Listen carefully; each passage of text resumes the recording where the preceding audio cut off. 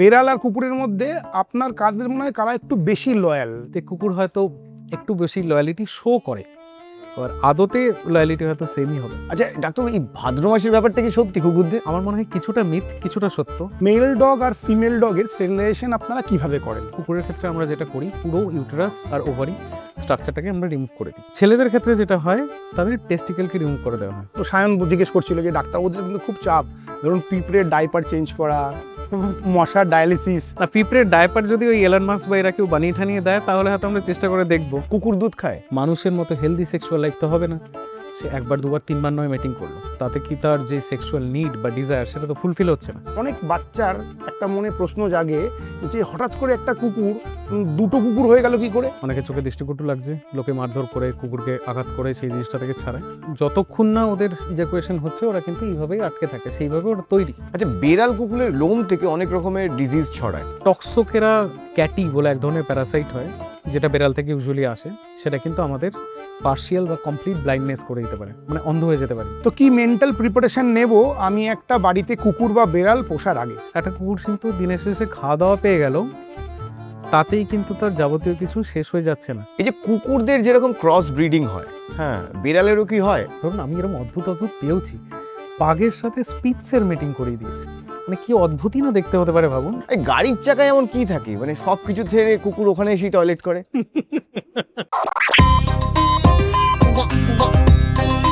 Injection.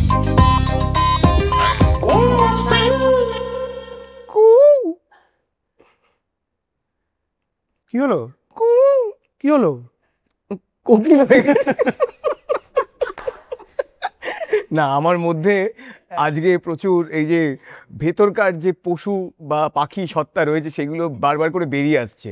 নমস্কার, আমি সায়ন। নমস্কার, আমি কুশল। ব্যাপারটা হচ্ছে যে আমরা এতই 50টার উপরে আমরা পর্ব করলাম মানুষকে নিয়ে, অর্থাৎ মানুষের বিভিন্ন দিক চিকিৎসা নিয়ে, কিন্তু একটা বড় দিক আমরা কখনো অ্যাড্রেস করিনি। একদম। পশু পাখি এদেরকে নিয়েও তো চিন্তা করা উচিত, এদেরও তো অসুখ হতে পারে। তো এদের যে চিকিৎসা করেন সেই পশু চিকিৎসক ডক্টর কৃষাণু ঘোষ আমাদের সাথে আজকে আছেন। নমস্কার ডাক্তারবাবু, আপনাকে আজকে আমরা এই হুইল চেয়ারে বসিয়ে দিয়েছি। আমি এসেই দেখলাম সেটা, যে হুইল চেয়ারের সুন্দর সিস্টেম রয়েছে। প্রথমেই মানে মানসিকভাবে শারীরিকভাবে একটু কি বলে, হ্যাঁ, বিকলাঙ্গ করে তারপর না আমরা আমরা মনে করি যে ডাক্তারবাবুদের একটুখানি পেশেন্টদের দুঃখ জায়গাটা ফিল করা উচিত। হ্যাঁ, একটু পেশেন্ট ফিল না করলে হ্যাঁ। পেশেন্টের দিক থেকে সেই জায়গাগুলো তুলেও ধরা যায় না। হ্যাঁ, খুব ভালো। বলে না, I mean your shoes now, so ওই জায়গা থেকে এটা করা। তো ডাক্তারবাবু, যখন এই যে পাঁঠার মাংস খান, কখনো মনে হয় যে পেশেন্টের মাংস খাচ্ছেন? না, পাঁঠার মাংসের ক্ষেত্রে এবার দেখুন, আমি যদি ওভারঅল দেখি না, যত আমরা ভেটেরিনারিয়ান রয়েছে আমার এই প্রশ্নের সম্মুখীন প্রায়ই হতে হয়, স্পেশালি যারা ভেজিটেরিয়ান ফ্রেন্ড সার্কেল রয়েছে তাদের কাছে, যে তুমি তো ভেটেরিনারিয়ান, তুমি কী করে মানে খাচ্ছ, পাঁঠার মাংস খাচ্ছ, চিকেনই বা কী করে খাচ্ছ? এক টাইম তো নিজেকেও প্রশ্ন করতে হয় যে না কেন খাচ্ছি। তারপর যখন ওভারঅল দেখি, বিভিন্ন জায়গায় যাই, দেশ বিদেশ গিয়ে দেখি সব থেকে বেশি যদি মাছ মাংস কনজিউম করে তাহলে ভেটেরিনারিয়ানরাই করে। তো সেই জায়গাটা আর সেরকম সমস্যা হয় না। নিজের কাজের জায়গাটায় যখন যাদের দেখছি তাদের সাথে সেই বন্ডিংটা রাখলেই হলো। আমি কি খাচ্ছি না খাচ্ছি সেটা সম্পূর্ণ ব্যক্তিগত, তো মনে হয় না সেটা কোনো সমস্যার জায়গা। আর যাদের নিয়ে কাজ করছি, এবার আমার নয় তাও চলে যাবে মাছ মাংস না খেয়ে, তাদের তো মাছ মাংস না খেলে চলবে না। একদম। তারা তো পুরোপুরি কার্নিভোর, মানে তাদের মেন ডায়েটটাই লাগবে মাছ মাংসের উপর বেস করে। কিভাবে একটা লোক ভেটেরিনারি সার্জন হতে পারে, মানে ডাক্তার হতে পারে? এবার এই জায়গাটাতে অনেকেরই হয়তো সঠিক নলেজ নেই, মানে যদিও এখনকার জেনারেশনে একটা ভালো সংখ্যক ছেলেমেয়েরা এইদিকে এগিয়ে আসছে, যদিও সিটস খুব লিমিটেড। প্রথম হচ্ছে উচ্চ মাধ্যমিক দেওয়ার পর, মানে প্রথমে তোমার সায়েন্স স্ট্রিম থেকেই আসতে হবে, মানে আমি ফিজিক্স কেমিস্ট্রি ম্যাথামেটিক্স করেই এলাম। তারপরে একটা সময় অবধি ছিল সেটা আমাদের মেডিকেল এন্ট্রান্সের থ্রুতেই ভেটেরিনারিতে অ্যাডমিশন হতো। মোটামুটি 2009-এর দিকে, আমি পাস আউট হয়েছি 2008 সালে, তারপর থেকেই 2009 চেঞ্জ হয় ব্যাপারটা। তারপর ইভেটস বলে একটি আলাদা এক্সাম হতো, যদিও সেটা রাজ্যের স্তরে ছিল, আলাদা করে একটা ভেটেরিনারির জন্য এক্সামই হতো। সেটার এন্ট্রান্সের থ্রুতেই অ্যাডমিশন পাওয়া যেত, যেহেতু কলেজও লিমিটেড, একটাই কলেজ রয়েছে, কোনো প্রাইভেটাইজেশন এখন অবধি নেই। এখন প্রেজেন্ট সিনারিও যেটা দাঁড়িয়েছে, এটাকে অল ইন্ডিয়া করে দেওয়া হয়েছে। অল ইন্ডিয়ার বেসিসে বিভিন্ন কলেজে কাউন্সিলিং হয়, তো সেখানেই তাদের অ্যাডমিশন হয়। সংখ্যা খুব সীমিত, যেরকম গোটা পশ্চিমবঙ্গে এত বড় একটা রাজ্যে একটাই ভেটেরিনারি কলেজ, 60টার কাছে সিট রয়েছে, পরীক্ষার্থী কিন্তু প্রায় লাখের ওপর থাকে। মানে জিনিসটা বেশ লুক্রেটিভ জায়গা। এখন ভালো লাগে বেশ কিছু, ধরুন মাঝে মধ্যে পেশেন্টের বাইরেও কিছু অ্যাবসার্ড কলস আসে, কিছু লোকজন ফোন করা হয়তো তার বাবা মা, সে পরীক্ষার্থী যে আমার ছেলেমেয়েরও ভেটেনারি পড়তে চায় বা তার এইদিকে ন্যাক রয়েছে, তো কি কি করলে হতে পারে, কি কি করলে পাওয়া যেতে পারে, সার্বিক স্তরে এই জায়গাটার ওভারঅল মানুষের মধ্যে কিন্তু অ্যাওয়ারনেস অনেক বেড়েছে। আর এখন হতেও চাইছে, এখন এই প্রেজেন্ট জেনারেশনের মধ্যে একটা সংখ্যক তারা কিন্তু ভেটেনারি ডাক্তার হতে চাইছে। আচ্ছা, কি কি প্রাণীর চিকিৎসা আপনারা করে থাকেন? মানে ধরে নিন পিঁপড়ে, উকুন বা গোল্ডফিশ, তিমি মাছ। হ্যাঁ, তিমি মাছ। তো মানে কোন কোন জিনিসগুলো আপনাদের মধ্যে পড়ে? এত ভ্যারাইটি যদি চিকিৎসা করতে হতো তাহলে হয়তো আরও বেশি সেগ্রিগেশন থাকতো। আমাদের 4টে বেসিক ভাগ রয়েছে। মানে আমি যে ক্যাটাগরিতে পড়ি সেটা হচ্ছে শুধুমাত্র পেট অ্যানিমেল, মানে কুকুর বিড়াল যেটা বাড়িতে আমরা পুষি। তার বাইরে র্যাবিট ট্যাবিট রয়েছে কিছু আরও। আর একটা ক্যাটাগরি রয়েছে যেটা বেশিরভাগ ভেটেনারি ডাক্তাররা যে জায়গাটা এঙ্গেজ থাকেন সেটা হচ্ছে আপনাদের গবাদি পশু, মানে যারা ফার্ম অ্যানিমেল বলতে আমরা বুঝি। বিভিন্ন স্তরে, বিভিন্ন পশ্চিমবঙ্গের বিভিন্ন গ্রামে গ্রামে কিন্তু যে ভেটেনারি অফিসাররা পোস্টেড রয়েছে তারা ম্যাক্সিমাম গুরু দায়িত্ব হচ্ছে সেই জায়গাটাই সামলানো। সরকার তাদের সেইভাবেই অ্যাপয়েন্ট করে রেখেছে। হ্যাঁ, এবার এখন সময়ের সাথে ব্যাপারটা হয়েছে কি, যারা বিভিন্ন গ্রামেগঞ্জেও রয়েছে পোস্টেড গবাদি পশু দেখছে, সেখানেও কিন্তু কুকুর বিড়ালের সংখ্যা বেড়েছে। তো তারা সব দিক মিলিয়ে করে। আমরা যেমন স্পেসিফিক্যালি কুকুর বিড়ালই দেখি, আমাদের এটাই সব। একটা ক্যাটাগরি হচ্ছে কিছু সংখ্যক ভেটেনারিয়ান হচ্ছে ওয়াইল্ড লাইফের দিকে চলে যায়, যারা ধরুন বন্য, মানে তিমি ঠিমি না হলেও আর কি বাঘসিংহ লেভেল অবধি দেখেন তারা। বাঘসিংহ, হরিণ ঠরিণ যা আছে, তারা জুতে কাজ করছেন, বিভিন্ন স্যাংচুয়ারিতে, ওয়াইল্ড লাইফ স্যাংচুয়ারি সেগুলোর সাথেও যুক্ত রয়েছেন। আর একটা ক্যাটাগরি রিসেন্ট কয়েক বছরে খুব বেড়েছে, সেটা মানুষের সুবাদেই এখন মানুষ পুষছেও, সেটা হচ্ছে এই আপনার এক্সোটিকের পার্টটা। এক্সোটিকের মধ্যে আপনার এভিয়ানো বেশ কিছু পাখি, তারপর ইগুয়ানা। কচ্ছপ, হ্যাঁ ইগুয়ানা, এই জাতীয় জিনিসগুলো এখন লোকে পুষছে বেশ ভালো সংখ্যাতেও। আমি যদি টোটাল নাম্বারের রেসপেক্টে বলি, হয়তো 10-15% টোটাল পেট পপুলেশনের মধ্যে চলে এসছে এই সংখ্যাটা। এবং সাপ পোষাটাও এখন এখন ইন ট্রেন্ড। সাপের একটা খুব ইন্টারেস্টিং হুম। গল্প আছে। অবশ্যই অবশ্যই ওটা শুনবো। হ্যাঁ, এবার তো এই 4টে বেসিক ক্যাটাগরি রয়েছে না, তিমি, মশা, উকুন, এইসবগুলো এখনো দেখার সুযোগ হয়নি। জানি না ভবিষ্যতে আমাদের স্ট্রিমটা বেড়ে যাবে কিনা, ওটার জন্য আলাদা ডাক্তার আসবে কিনা, বাট এখন অবধি তো সেরকমই নেই। না, সায়ন জিজ্ঞেস করছিল যে ডাক্তারবাবুদের কিন্তু খুব চাপ, ধরুন পিঁপড়ের ডাইপার চেঞ্জ করা, মশার ডায়ালিসিস, এগুলো তো ডাক্তারবাবুদের ভীষণ চাপ। ধরুন গোল্ডফিশের জ্বর হয়েছে, তাকে জল থেকে বার করে। না, পিঁপড়ের ডায়াপার যদি ওই এলন মাস্ক বা এরা কেউ বানিয়ে ঠানিয়ে দেয় তাহলে হয়তো আমরা চেষ্টা করে দেখবো যে না কি করে চেঞ্জ করা যায়, তাই লোকজনকে ট্রেনও করবো আমরা। কামিং টু দ্য পয়েন্ট, আমরা পরে ওয়াইল্ড লাইফ নিয়ে যদি কোনো ডাক্তারবাবুকে পাই যার স্পেশালাইজেশন রয়েছে ওয়াইল্ড লাইফ, সেই অ্যানিমাল কিংডম, সেটা নিয়ে আমরা পরে কখনো একটা পর্ব করব। বা গবাদি পশু অর্থাৎ গরু বা তাদেরকে নিয়েও আমরা পরে কোনো একটা বিস্তারিত পর্ব করব, যেহেতু ডাক্তারবাবু স্পেশালাইজেশন কুকুর এবং বেড়াল, যেটা সবার পছন্দের, আপনারা ম্যাক্সিমাম মানুষই রিলেট করতে পারবেন, সেটা নিয়ে আজকে বিস্তারিত আলোচনা করব। কিন্তু তার আগে সাপের গল্পটা শুনি। ভেটেরিনারি ডক্টর বলতে লোকে বোঝে যে সব ধরনের পশু পাখি জন্তু জানোয়ারই তার আওতায় পড়ে। স্পেশালাইজেশন তো আসছে, ঠিক আছে, সেটা তো রয়েছে ইন জেনারেল। এবার এককালে হয়েছিল একটি একটা সাপ নিয়ে চলে এসেছে ছোটো খাঁচায় ঠাঁচায় করে, লোকে ভাবে র্যাবিট নিয়ে এসছে, হয়তো র্যাবিট অনেক সময় ছোটো খাঁচায় নিয়ে আসে, সে সাপ নিয়ে এসেছিলো, প্রথমে বোঝা যায়নি, আমি র্যাবিটই এনেছে হয়তো। তারপর খোলার পর দেখা যাচ্ছে যে তার ভিতরে একটা সাপ রয়েছে। আমি অত তো সাপের ক্যাটাগরি বুঝি না, চন্দ্রগড় ছিল কিছু সেই মাত্রা। যা হোক, তাকে সরকারি হাসপাতালে পাঠিয়ে দেওয়া হয়েছে, ওখানে কেউ তারপর আর কোনো ক্যাজুয়ালিটি হয়েছে কিনা আমার জানা নেই, যে সাপের কামড়ে কেউ গেছে কিনা, বাট আমি প্রাণে বেঁচে গেছি।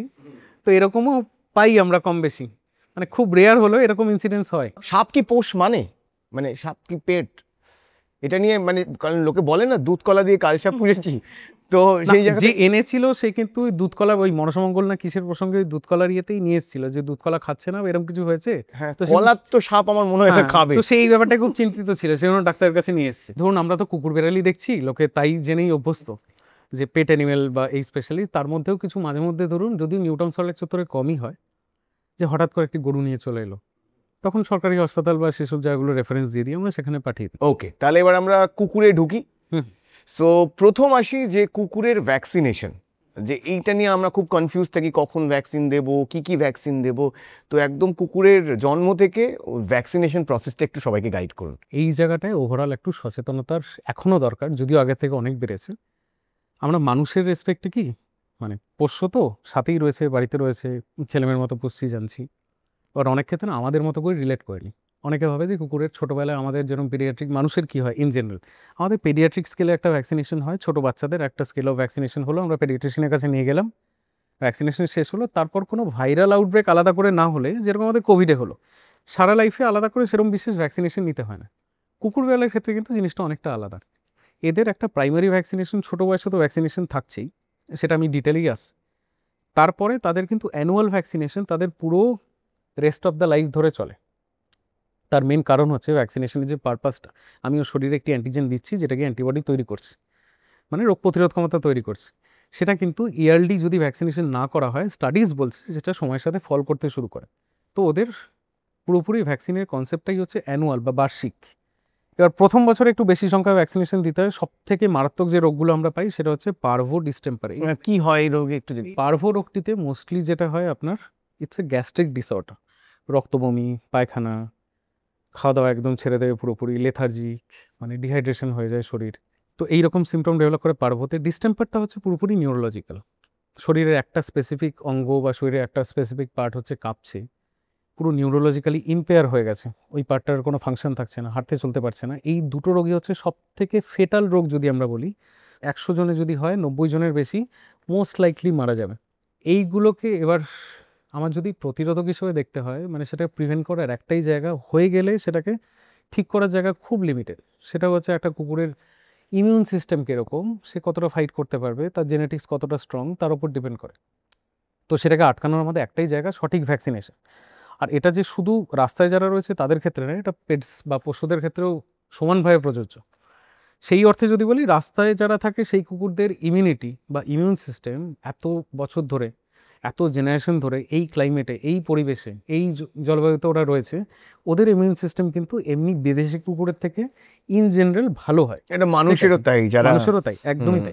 মানে আমরা বলে থাকি যে যারা বাচ্চারা বড় হয় স্লামে, তারা তো এত নোংরা ঘাটে, বাট আমি তো এই উদাহরণ দিই বেশ কিছু এর ক্ষেত্রে, যে আমার কুকুরটার এরকম হলো কেন, এই কুকুরটা আমার তো পাশেই রাস্তায় দেখি, ও তো সমবয়সী, ও তো দিব্যি রয়েছে, ওর তো কিছু হয়নি, আমার কুকুরটারই কেন অসুস্থ হলে, কি আমার সাথেই হচ্ছে? কারণ যে স্লামে থাকছে সে ওই নোংরা জলেই, তোর মুখ, তার কোনো ফিল্ট্রেশন নেই, কিচ্ছু নেই, সে নোংরা জলই খাচ্ছে, মুখে দিচ্ছে, স্নান করছে, ব্রাশ করছে, তার কিছু হচ্ছে না। ওই জলটা একদিন আমার পেটে গেলে আমার স্টমাক আপসেট হয়ে গেল। তো এটা পুরোপুরি হচ্ছে এক্সপোজারের ওপর ডিপেন্ড করে। সে যদি ওই এক্সপোজারের সাথে অ্যাক্লেমেটাইজ থাকে তাহলে তার সেই সমস্যাটা অনেক কম হবে। কুকুরদের ক্ষেত্রে একই জিনিস প্রযোজ্য। এবার দেশি কুকুর এরকম অনেক রয়েছে যারা রাস্তায় ছিল, যাদের বেশ কিছু ভালো লোক, এখন তো সেই সংখ্যাটা অনেক বেড়েছে, অ্যাডপশন করে নেয়। এই রিসেন্ট কয়েক বছরে শুধু বিদেশি কুকুর না, দেশি কুকুরও বাড়িতে এনে পোষার প্রবণতা অনেক বেড়ে গেছে। তাদেরও যদি ইন জেনারেল দেখা যায়, যারা একদম তারই হয়তো সিবলিং, যে কুকুরটাকে বাড়িতে নিয়ে এসছে, তারই ভাই বা বোন হয়তো রাস্তায় রয়েছে, সে রাস্তায় কয়েক বছর থেকে থেকে তার যে ইমিউন সিস্টেম, ও বাড়িতে চলে এসে কিন্তু আর সেই ব্যাপারটা নেই, সেও ওই সেমি বিদেশি কুকুর টাইপের হয়ে গেছে, তারও রোগ ব্যাধি হয়, ডাক্তার কাছে নিয়ে আসতে হয়। তো সেক্ষেত্রে ভ্যাকসিনেশন যে টপিকটা আমরা মেনলি ছিলাম, তো মেনলি হচ্ছে প্রাথমিক এজে আমরা 3টে মাস্ট ভ্যাকসিনেশন বলি। একটা হচ্ছে আমরা যেটা কম্বাইন ভ্যাকসিন বলে থাকি। কম্বাইন ভ্যাকসিন কেন বলছি, কারণ সেই ভ্যাকসিনেশনটা অনেকগুলো রোগকে একসাথে কম্বাইন করে কভার করছে। পার্ভো ডিস্টেম্পার হচ্ছে তার মধ্যে মেন, তার বাইরে ওদের অ্যাডিনো ভাইরাস হয়, ঠিক আছে, যেটা হেপাটাইটিস করে, ভাইরাল হেপাটাইটিস। আর এই টার্মগুলো শুনলে আমরা ইউজুয়ালি ভাবি মানে মানুষেরই রোগ, কুকুরে আবার হেপাটাইটিস কী হয়, মানে হয়, সত্যি।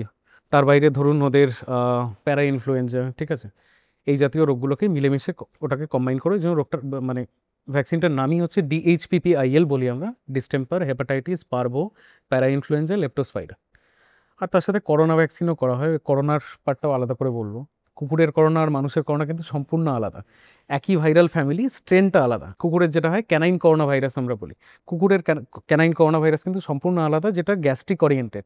মানুষের কিন্তু ছিল URT, আপার রেসপিরেটরি ট্র্যাক্ট। তো দুটো সম্পূর্ণ আলাদা জিনিস। তো এই রোগগুলোকে টোটাল কভার করে কম্বাইন ভ্যাকসিন দেওয়া হয়। প্রথম বছরে প্রাথমিকভাবে আমরা তার বুস্টার ডোজও করি, মানে ওই ভ্যাকসিনটাকে রিপিট ডোজ দেওয়া হচ্ছে, সেকেন্ড ডোজ, থার্ড ডোজ এরকম অবধি দেওয়া হয়।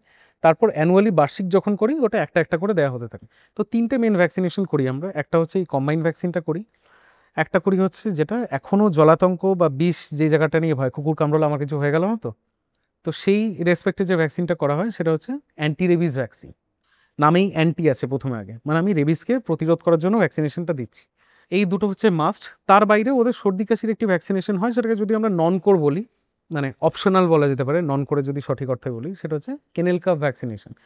কিছু স্পেসিফিক সর্দি কাশির থেকে ওদের প্রিভেন্ট করা, তাই বলে এরম না যে নর্মাল হাঁচি কাশি আর সারা লাইফে কোনো দিন হবে না। তো এই 3টে মেনলি ভ্যাকসিনেশন করা হয়। প্রথম বছরে তার আবার বুস্টার ডোজও থাকে, তারপর থেকে বার্ষিকভাবে ভ্যাকসিনগুলো সারা লাইফ রিপিট হতে থাকে।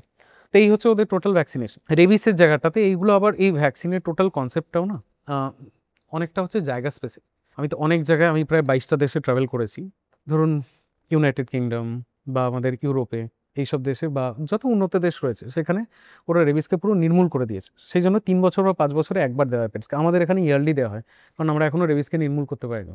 ঠিক আছে, তো এগুলো zone specific, area specific, continent specific বা দেশ স্পেসিফিক, এগুলো আলাদা হয়। তো এই ভ্যাকসিনেশনটুকু মিনিমাম করতেই হয় একটা ডগের ক্ষেত্রে। তো একটা সময় অবধি লোকের অ্যাওয়ারনেস কম ছিল, মানে ভ্যাকসিনেশন কমই হতো। তো এখন ভাইরাল রোগ আমরা কমই পাই সেই অর্থে বলতে গেলে, কারণ মানুষের মধ্যে সচেতনতা বেড়েছে। মানুষ এখন ভ্যাকসিনেশন অনেক যত্নের সাথে করায়। মানে প্রথম যখন কুকুর নিচ্ছে তখন মানে 90% লোক জানেই যে ভ্যাকসিনেশন করাতে হবে। আচ্ছা ডাক্তারবাবু, এই ভাদ্র মাসের ব্যাপারটা কি সত্যি কুকুরদের? এবার এটা আমার পয়েন্ট অফ ভিউ থেকে যদি বলি, আমার মনে হয় কিছুটা মিথ কিছুটা সত্য। আচ্ছা, এবার আমরা বাঙালিরা তো একটু আবেগপ্রবণ এমনিতেও। আমি এমনিতে এটা নিয়ে একটু রিসার্চও করে দেখেছি, মানে বাইরের যারা আমার কলিগ রয়েছে অন্যান্য শহরে, কেউ মুম্বাইতে প্র্যাকটিস করছে বা কোথাও গিয়েছে, তোমাদের কি ভাদ্র মাসের কনসেপ্টগুলো আছে? মানে না, তারপর দেখলাম না, এটা আমাদের বাংলাতেই এক্সিস্ট করে। ভাদ্র মাস মানে সময়ের রেসপেক্টে যদি বলি, আমরা সেপ্টেম্বর অক্টোবর তো নাকি? একদম একদম ভাদ্র মাসটা কোন টাইম? হ্যাঁ, তো ওখানে সেপ্টেম্বর, ক্লাইমেটটা অক্টোবর। যেহেতু একটু সুদিং থাকে, ওই শরৎ শরৎ ব্যাপারে, একটু পুজোর একটু হাওয়া লাগছে গায়ে, একটু একটু ঠান্ডাও কুকুরই, পড়েনি, হ্যাঁ। গরমটা চলে যাচ্ছে আস্তে আস্তে, তো তখন একটু ইচ্ছে হয়। তো সেটা থেকে সাইকোলজিক্যালি বা বিহেভিয়ারাল অ্যাসপেক্ট থেকে যদি বলি, কুকুরের ইচ্ছা একটু জাগে। তো সেই থেকে হয়তো এই জিনিসটা এসছে, যে পুরোটাই সত্য সেই ব্যাপারটা আমার জানা নেই, তবে পার্শিয়ালি সত্য আমার মনে হয়। বছরের এই দুটো টাইমে, এই শীত ঢোকার আগে আর শীত ঢোকার পরে, এই টাইমে সাইন্টিফিক পয়েন্ট অফ ভিউতে দেখা হয়, এই দুটো টাইমেই কুকুর এমনিতে সারা বছরে সব থেকে বেশি মেটিং সিজন বলে আমরা জানি। আর ভাদ্র যেহেতু ওই টাইমটায় পড়ছে, শীত ঢোকার আগে আগে প্রাককালে আর কি, হ্যাঁ ওই টাইমটায় তো হয়। কিছুটা মিথ কিছুটা সত্য। থ্যাংক ইউ, আপনি মিথটা কিছুটা ক্লিয়ার করলেন, অনেকটা সহজে আমি বললেন। এখনো ওপিনিয়ন খুঁজি যে এই ব্যাপারে যদি আরো কারোর কাছে আরো ক্ল্যারিফাইড ওপিনিয়ন থাকে, মানে আমি এতটা অবধি জানি, হতে পারে তার থেকেও বেশি আরো কোনো সাইন্টিফিক কিছু রয়েছে, বা কোনো এক কালে আমাদের কোনো বিজ্ঞানী বা কোনো বড় মহাপুরুষ হয়তো এই নিয়ে সত্যি গবেষণা করেছেন, উনি টেপার রিসার্চ করে দেখেছেন হয়তো যে এটাই হয়। তাই এই ব্যাপারে যদি আমি আরো কিছু নলেজ পাই, আমার জন্য ভালো। একদম, ভাদ্র মাস নিয়ে যদি আপনাদের কোনো রিসার্চ থেকে থাকে তাহলে প্লিজ আমাদের কমেন্ট সেকশনে জানান এবং কন্ট্যাক্ট দিন। আমরা নিশ্চয়ই আপনাকেও পডকাস্টে রাখতে পারি, কুকুর এবং ভাদ্র মাস নিয়ে আমরা একটি পর্ব করতে পারি। অনেক ধন্যবাদ ডাক্তারবাবু, এই যে বাঙালির এতদিনকার একটা মিথ ভাদ্র মাস এবং কুকুর নিয়ে, সেটাকে খুব ক্লিয়ারলি বোঝানোর জন্য। সেই কারণে আপনার জন্য রয়েছে একটা স্পেশাল গিফট, বাঙালি ঐতিহ্যের সাথে দীর্ঘদিন ধরে জড়িয়ে শালিমারের তরফ ভাদ্র থেকে মাসেও গিফট নাকি? একদম, এখানে আপনি পুরো একদম আপনার রান্নাঘর সারা বছর ভাদ্র মাস হয়ে থাকবে, মানে ওরকমই আনন্দ ফুরফুরে মেজাজ থাকবে। এখানে প্রচুর রান্নার সামগ্রী রয়েছে যা দিয়ে আপনি দারুণ সব খাবার খেতে পারেন, এবং আপনার পোষ্যদের জন্য খুবই হেলদি কিছু রান্না। আর আমাদের ছোটবেলায় একটা আবেগও রয়েছে। আবেগ রয়েছে, সেই আবেগটাও এর মধ্যে রয়েছে। এটা আমার মনে হয় যে এমন কোনো বাঙালি নেই যার বাড়িতে এই ছিল না, এটাও আপনার জন্য আছে এই অবশ্যই শালিমারের তেলটা তরফ। ফুরিয়ে গেলেও কিন্তু এই কৌটোটার একটা আলাদা হ্যাঁ হ্যাঁ, ওটার আলাদা Use মাধুর্য আছে, রয়েছে। প্রচুর ইউজেজ রয়েছে। থ্যাংক ইউ সো মাচ আমাদের আজকের পর্বের গিফট পার্টনার শালিমারকে, একদম এটা আপনার জন্য। ওকে, তো এই ভাদ্র মাসের মধ্যে যে জিনিসটা জানলাম আমরা, এখানে অনেক বাচ্চার একটা মনে প্রশ্ন জাগে যে হঠাৎ করে একটা কুকুর, দুটো কুকুর হয়ে গেল কি করে, একটা কুকুরের মুখ এদিকে একটা কুকুরের মুখ এদিকে। এটা প্রচুর বাচ্চা, আমি জানি না যারা দর্শক আছে তারা ছোটবেলায় প্রত্যেকেই হ্যাঁ এই জিনিসটা তাদের মনে এসছে, এই ইনকুইজিটিভনেসটা এসছে। তো এটা একটু আমাদেরকে সাইন্টিফিক্যালি পুরোটা জিনিসটা যে বলুন। আমি একটু সহজভাবে বলে দিচ্ছি যে মিলনকালে কুকুরের আটকে যাওয়া, এবং সবচেয়ে মানে প্যাথেটিক বিষয় যেটা হয়, মানুষের মধ্যে অ্যাওয়ারনেস এত কম এবং মানুষ এত পাশবিক হতে পারে, ওই মিলনকালে আটকে যাওয়া কুকুরকে মেরে ছাড়ানো, ঢিল মারা এবং আরও বিভিন্ন রকম টর্চার করে থাকে কুকুরদের সাথে। এবং ভাবুন না, একটা মিলনকালে ওরকম একটা সময় কুকুরদের উপর টর্চার করা হচ্ছে। ভাবুন না, আপনার ফুলসজ্জার রাতে যদি কেউ ঢিল মারতো আপনাকে, কেমন লাগতো আপনার? এগুলো করবেন না। তো ডাক্তারবাবু এটাকে সাইন্টিফিক্যালি বোঝাবে যে এই আটকে যাওয়া কেন হয় মিলনকালে। এবার এই জিনিসটা না ছোটবেলা থেকে যদি বলি, আমরা প্রত্যেকেই চাক্ষুষভাবে হয়তো দেখেছি, প্রত্যেকেই দেখেছি, কোনো না কোনো সময় উইটনেস হয়েছে। এবার এটাও দেখেছি যে প্রচুর লোকজন ঢিল মেরে জিনিসটাকে ডিস্টার্ব করছে, মানে তাদের চোখে দৃষ্টিকটু লাগছে বলে করছে। এবার ওদের জন্য তো সেই জিনিসটা আদৌ না, মানে সে একটা জীব, ওর তো ঘর নেই। হ্যাঁ ওর ঘর নেই, তাদেরও শারীরিক চাহিদা রয়েছে। তো সেই জায়গা থেকে দুটো কুকুরের মিলন হচ্ছে। এবার এদের ক্ষেত্রে কি হচ্ছে, একটা পুরুষ মেল কুকুরের ক্ষেত্রে তার পুরুষাঙ্গে যেটা একটা হাড় থাকে, যেটাকে আমরা বলি অসপেরিস, তো তারা মিলনের পর যেটা হয় আমাদের টার্মে যেটা বলি লক হয়ে যায়, মানে লকিং মেকানিজম কাজ করে। যতক্ষণ না তার বীর্য বেরিয়ে আসছে ততক্ষণ কিন্তু এই লকিং মেকানিজমেই থাকে, মানে সে চাইলেও তাকে ফিমেলের থেকে আলাদা করে বের করে আনতে পারবে না যতক্ষণ না তার ইজাকুয়েশন হচ্ছে বা তার বীর্য বেরিয়ে আসছে। তো সেই সময়টা অবধি ওরা পুরোপুরি দুজন একে অপরের সাথে আটকে থাকে। এবার সেই জায়গাটাই অনেকের জানে না, সাইন্টিফিকভাবে না জানাটাই খুব স্বাভাবিক। অনেকের চোখে দৃষ্টিকটু লাগছে, লোকে মারধর করে কুকুরকে আঘাত করে সেই জিনিসটা থেকে ছাড়ায়। এটাই হচ্ছে ব্যাপার আর কি, ওদের যতক্ষণ না ওদের ইজাকুয়েশন হচ্ছে ওরা কিন্তু এইভাবেই আটকে থাকে, সেইভাবে ওরা তৈরি। তো আমার মোটামুটি বলার জনসাধারণকে, মানে যারা ডে টু ডে জীবনে রাস্তাঘাটে আমাদের কুকুর দেখে অভ্যস্ত, আমাদের তো প্রচুর স্ট্রে ডগ আশেপাশে থাকে যারা আমাদের সোসাইটিকে, আমাদের রাস্তাঘাট সব কিছুকে আমাদের নিত্যনৈমিত্তিক জীবনে অনেকটাই রক্ষা করছে। তো তাদের ক্ষেত্রে আমরা যদি এতটুকু সহানুভূতিশীল হই, চেষ্টা যেন করি তাদের এই মিলনের যে টাইমটুকু হচ্ছে অ্যাটলিস্ট যাতে তাদের কোনো ডিস্টার্ব না করি। বাট তাদের তো আর বাড়িঘরদোর নেই, ঠিক আছে, তারা তো আর বেডরুমে গিয়ে কিছু করতে পারবে না। তো সেক্ষেত্রে একটু সহানুভূতিশীল হওয়া দরকার। এটা খুব বেশিক্ষণে তো ব্যাপার না, তারা যখন করছে অ্যাটলিস্ট সেই জিনিসটা নিয়ে কোনো ডিস্টারবেন্স না করলেই ভালো। স্পেশালি আঘাত তো করা উচিতই না একেবারে। এটা তো স্ট্রিট ডগের মেটিং তো আমরা বললাম, ওদের তো খুব অর্গানিকভাবে হয়, কিন্তু যাদের পেট ডগ বাড়িতে ধরুন একটাই কুকুর, তাদেরও তো মেটিং খুব ইম্পর্টেন্ট। এবং এক্ষেত্রে দেখেছি অনেকে নিয়ে যায় কি করে মিটিং করাবো, কোথায় মিটিং করাবো, কখন করাবো, কোন বয়সে করাবো, এগুলো নিয়ে প্রচণ্ড কনফিউজ থাকে। তো পেট ডগের মেটিং প্রসিডিওরটা সম্বন্ধে একটুখানি যদি বলেন। পেট ডগদের ক্ষেত্রে আমি যদি বলি এই জিনিসটা তাত্ত্বিকভাবে যদি বলা যায়, মানে সাইন্টিফিক অ্যাপ্রোচে যদি বলি, সেক্ষেত্রে প্রথমত বলবো যে মিটিং করতেই হবে যে বাড়ির প্রত্যেকটা পোষ্য ডগের ক্ষেত্রে, সেটা কিন্তু নেসেসিটি নয়। কেন নয় আরও বুঝিয়ে বলি ব্যাপারটা। ধরুন একটা কুকুর একটা এভারেজ 12-13 বছর 14 বছর খুব ভালো জেনেটিক্স, খুব ভালো পুষ্টি, 15 বছর 16 বছর একটা লাইফ স্প্যান পায়। একটা মানুষের সেই রেসপেক্টে প্রায় 70-80 বছর একটা এভারেজ লাইফ স্প্যান থাকে। আমাদের একিউআই খুব খারাপ, আমাদের হয়তো গড় আয়ু একটু কম, বাট তাও 70 বছর ধরছি ইন জেনারেল। একটা কুকুর অ্যাট এ টাইম কম করে 5টি 6টি, খুব কম হলেও 3-4টি বাচ্চা দিতে সক্ষম। মানুষের যেটা হয় একটা, খুব বড় জোর 2টো অ্যাট এ টাইম বলছে। তো সেক্ষেত্রে যতই আমরা পশু হিসেবে রাখছি, খেতে দিচ্ছি, শেল্টার দিচ্ছি, ঘোরাতে নিয়ে যাচ্ছি, খাওয়াচ্ছি দাওয়াচ্ছি, আজকাল তো ক্যাফে ট্যাফেতেও নিয়ে যাচ্ছি, সবই হচ্ছে, ওই জন্য তো পেট পেরেন্টিং বলি আমরা। তো যতই করি দিনের শেষে একটা কুকুর একটা মানুষ কখনোই সেম টাইম ফ্রেমে একই সময়সূচিতে কিন্তু জেনারেশনকে আগে নিয়ে যেতে পারে না।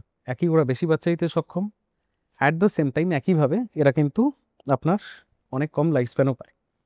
তো সেক্ষেত্রে 8 থেকে 10% কুকুরও যদি সংখ্যাতত্ত্বের বিচারে যদি পরের জেনারেশনকে আগে নিয়ে আসে, সেটা কিন্তু ওদের পপুলেশন কার্ভের জন্য যথেষ্ট।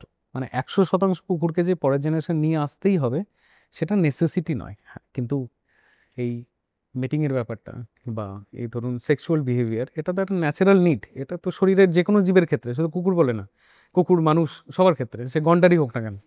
তো সেক্ষেত্রে এদের ক্ষেত্রে একটা কুকুরের মানুষের মতো একটা হেলদি সেক্সুয়াল লাইফ তো থাকে না। এদিক ওদিক খোঁজখবর করে সোশ্যাল মিডিয়া ফেসবুকে এদিক ওদিক খোঁজ লাগিয়ে অন্য পেট প্যারেন্টের সাথে বা ফ্ল্যাটে পাশের বাড়ির কারো কুকুর আছে তাকে জিজ্ঞেস করে এদিক ওদিক করে কুকুরকে মেট করানো হয়। কারণ আমাদের এখানে এখনও তো এই জিনিসটা খুব অর্গানাইজড ফিল্ড না, যে একদম এই রিসোর্সে আমি পৌঁছালে তাহলে হচ্ছে আমি কোন কুকুরের সাথে কার মেট করাতে পারবো সেটা সঠিক ইনফরমেশন পাবো, এই জিনিসটা আমাদের এখানে খুব একটা অর্গানাইজড না।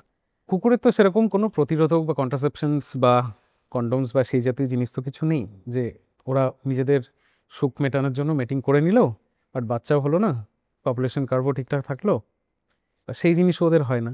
তো বাড়ির পশুদের ক্ষেত্রে সবার ক্ষেত্রে যে মিটিং করাতেই হবে, আমরা সবসময় অ্যাজ এ ভেটেনারিয়ান সবসময় অ্যাডভাইস করি সেটা নেসেসিটি নয়, করালে অবশ্যই করাতে পারেন।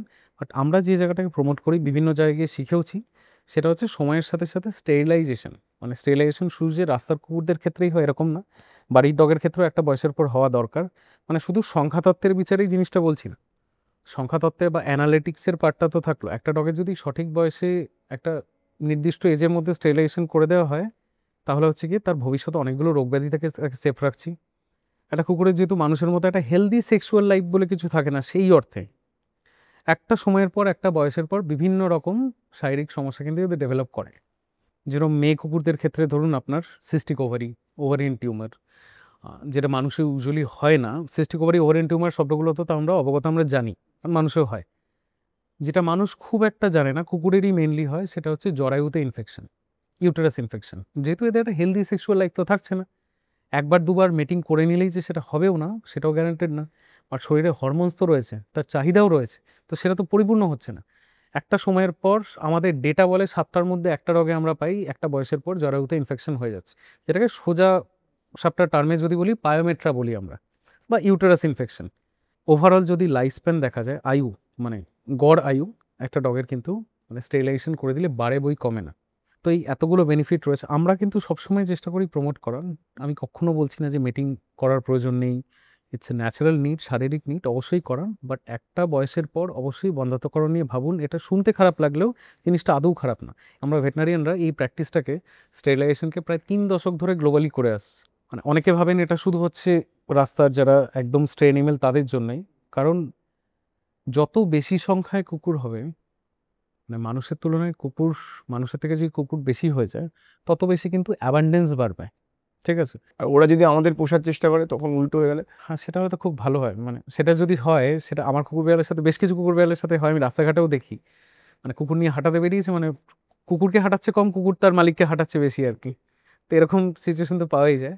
হ্যাঁ, উল্টোটা বলে খারাপ হয় না, এভাবে ভেবে দেখিনি, বাট উল্টোটা হলেও তো বেশ ভালোই হয়। মনে হচ্ছে স্যার, কিন্তু আমার মনে হয় না খুব একটা আমার গলায় বেল্ট বাঁধবে কুকুর, তখনই মানুষের শুরু হয়ে যাবে চাপ। মেল ডগ আর ফিমেল ডগের স্টেরিলাইজেশন আপনারা কিভাবে করেন? মেল কুকুরদের আপনার টেস্টিকলস রয়েছে, অন্ডকোষ, আর ফিমেলদের হচ্ছে জরায়ু, ইউটেরাস, ওভারি। ফিমেল কুকুরদের ক্ষেত্রে একটু কমপ্লেক্স বলবো, কারণ আমায় পেট কাটতে হচ্ছে। ইউটেরাসও আমাদের মানুষ আর কুকুরের মধ্যে এই একটা ডিফারেন্সের জায়গা আছে। মানুষও একটা বয়সের পর কিন্তু বেশ কিছু গাইনোকোলজিস্ট আমি শুনেওছি, আমার যে একটু এজেড কুকুর তো একা আসে না, তার পেট প্যারেন্টকে নিয়েই আসে সাথে, বাট অনেক মানুষের সাথে ও day to day basis interaction হয়, অনেক কথাবার্তাও হয়। বেশ কিছু বয়স্ক ভদ্রলোক ভদ্রমহিলা তাদের মুখেও শুনি যে এখন বেশ কিছু গাইনোকোলজিস্ট, মানুষের ডাক্তারও অ্যাডভাইস করে একটা সার্টেন বয়সের পর এই রোগগুলোকে আটকানোর জন্য যে স্প্রে করিয়ে নিতে। মানুষের আর কুকুরের এই একটা বেসিক ডিফারেন্স রয়েছে। কুকুরের ক্ষেত্রে আমরা যেটা করি, পুরো ইউটেরাস আর ওভারি স্ট্রাকচারটাকে আমরা রিমুভ করে দিই, ঠিক আছে, যাতে ভবিষ্যতে আর কোনো রোগ ব্যাধির জায়গায় না থাকে সেখানে। ছেলেদের ক্ষেত্রে যেটা হয়, তাদের টেস্টিকেলকে রিমুভ করে দেওয়া হয়। হ্যাঁ, এবার মানুষের মতো ওখানে প্রস্থেটিক লাগিয়ে দেওয়া, যে বাইরে থেকে দেখে মনে হচ্ছে কিছু হয়নি, অত কিছু করা হয় না। তো প্রসেসটা পদ্ধতিগত অবশ্যই আলাদা। আর একটু আগে যেটা বলছিলাম, মেয়ে কুকুরদের ক্ষেত্রে যেটা হয়, শারীরিক সমস্যা বেশি পাওয়া যায় যদি সঠিক বয়সে স্টেরিলাইজেশন না হয়। ছেলে কুকুরদের কিন্তু আমরা মানসিক সমস্যা তুলনামূলক বেশি পাই। ছেলে কুকুর একটু বেশি অ্যাগ্রেসিভ হয়ে যায় যদি একটা বয়সের পর সেরকমভাবে মিটিংও হয়ে না থাকে। আর মিটিং হলে একটা কুকুরের তো আর মানুষের মতো হেলদি সেক্সুয়াল লাইফ তো হবে না। সে একবার দুবার তিনবার নয় মিটিং করলো, তাতে কি তার যে সেক্সুয়াল নিড বা ডিজায়ার সেটা তো ফুলফিল হচ্ছে না। তো একটা বয়সের পর ছেলে কুকুরদের বিভিন্ন রকম অ্যাগ্রেশন ডেভেলপ করে, কামড়াতে যাচ্ছে, বিহেভিয়ারাল ইস্যু তৈরি হয়। ছেলেদের ক্ষেত্রেও শারীরিক সমস্যা হয়, প্রস্টেট সমস্যা, প্রস্টোমেগালি বা এই জাতীয় সমস্যাগুলো কুকুরেও হয়, কম পাই আমরা, বাট হয়। ডিজেনারেটিভ ডিজিজ, এই জিনিসগুলো পাওয়া যায়। তো একটা বয়সের পর তো অবশ্যই করিয়ে নেওয়া উচিত, মানে গ্লোবালি তো তাই রেকমেন্ডেশন। এই সার্জারিগুলো যখন আপনারা করেন তখন কুকুরদের অ্যানাস্থেসিয়া কিভাবে করা হয়? আচ্ছা, কুকুরদের অ্যানাস্থেসিয়া এইটা একটা ওভারঅল সমাজে খুব ভয়ের জায়গা। যারা কুকুর পোষেও, মানে স্পেশালি একটু যারা বয়সের লোকজন, বা সব ক্ষেত্রে বয়সও বলবো না, মানুষের ওভারঅল একটা খুব ভয়ভীতি কাজ করে এই অ্যানাস্থেসিয়ার ব্যাপারটা নিয়ে। কারণ মানুষের ওভারঅল অ্যানাস্থেসিয়ার জায়গাটা অনেক স্ট্যান্ডার্ডাইজ হয়েছে সময়ের সাথে। অ্যাটলিস্ট আমি সার্জারি করতে গিয়ে অ্যানাস্থেসিয়াতে কিছু হয়ে যাবে আমার, সেই পসিবিলিটি হয়তো লাখে একটা এরকম হয়ে দাঁড়িয়েছে। তো কুকুরদের ক্ষেত্রে ওভারঅল সার্বিকভাবে আমি জানি না কী পরিস্থিতি, আমরা চেষ্টা করি অ্যাটলিস্ট হিউম্যানের অ্যাজ পার জায়গাটাকে মেনটেন করতে। অ্যানাস্থেসিয়ার অনেকগুলো ডিফারেন্ট পদ্ধতি রয়েছে। একটা হচ্ছে যেগুলো পুরোনো দিনের পদ্ধতি, ইনজেকশন দিয়ে অ্যানাস্থেসিয়া করা হয়। ইনজেকশন দেওয়া হলো, কুকুর শুয়ে পড়লো, তারপর তাকে অপারেশন করে ছেড়ে দেওয়া হলো। কুকুরে কিন্তু লোকাল অ্যানাস্থেসিয়া, মানে আমার ধরুন হাতে এখানে একটা টিউমার হয়েছে, আমি অপারেশন করব, আমি হাতের চারপাশে ইনজেকশন দিয়ে অপারেশনটা করে নিলাম। কুকুরের স্কেলিং অবধি করতে হলেও আমাদের পুরোটাই জেনারেল অ্যানাস্থেসিয়াতেই করতে হয়। কুকুরের যাবতীয় কোনো অ্যাপ্রোচ লোকাল অ্যানাস্থেসিয়া বিশেষ করা যায় না, খুব রেয়ার স্পেসিফিক কেসে হয়তো হয়। ইনফ্যাক্ট বেশ কিছু ক্ষেত্রে এক্সামিনেশন করতে হলে হয়তো আমি কোনো সার্জারি করবো না, জাস্ট আমার এক্সামিনেশন দরকার। ওর গামের মধ্যে একটা টিউমার হয়েছে, ঠিক আছে, বা ধরুন কোনো প্রাইভেট পার্টসে কোনো সমস্যা হয়েছে, বা আপনার ধরুন কানের মধ্যে কোনো সমস্যা আছে। বেশ কিছু কুকুরকে এক্সামিনেশনের জন্য আমাদের অ্যানাস্থেসিয়া করেই করতে হয়। তো অ্যানাস্থেসিয়ার জায়গাটা লোকের মধ্যে একটু সচেতনতা আসা দরকার। এই সময়ের সাথে কিন্তু এই অ্যানাস্থেসিয়ার জায়গাটাকে আমরা অনেক স্ট্যান্ডার্ডাইজ করেছি। আমাদের যেমন পুরোটাই গ্যাসিয়াস অ্যানাস্থেসিয়া ইউজ হয়, মানুষের মতোই ওদের গলায় একটা ইনটিউবেশন করে দেওয়া হয়, টিউব ফিক্স করে নিয়ে তারপর গ্যাস মেশিনের থ্রুতে, যেটা আমরা গ্যাসিয়াস অ্যানাস্থেসিয়া বলি, সেটা দিয়ে ওদের অ্যানাস্থেসিয়া মেনটেন করা হয়। অপারেশন হয়ে গেল, কয়েক মিনিট গেল, তারপর আস্তে আস্তে কুকুর সেন্সে চলেও আসে, আর মোটামুটি আধ ঘন্টা 40 মিনিটের মধ্যে হেঁটে চলে বাড়ি ফিরেও যেতে পারে, ঠিক আছে। হ্যাঁ, এবার তার সাথে অ্যানাস্থেসিয়ার সাথে আমাদের মানে ব্যথা কমানোর পেন রিলিফ মেডিকেশন বা অ্যান্টিবায়োটিক্স এই জাতীয় জিনিসগুলো দেওয়া হয়, ঠিক আছে।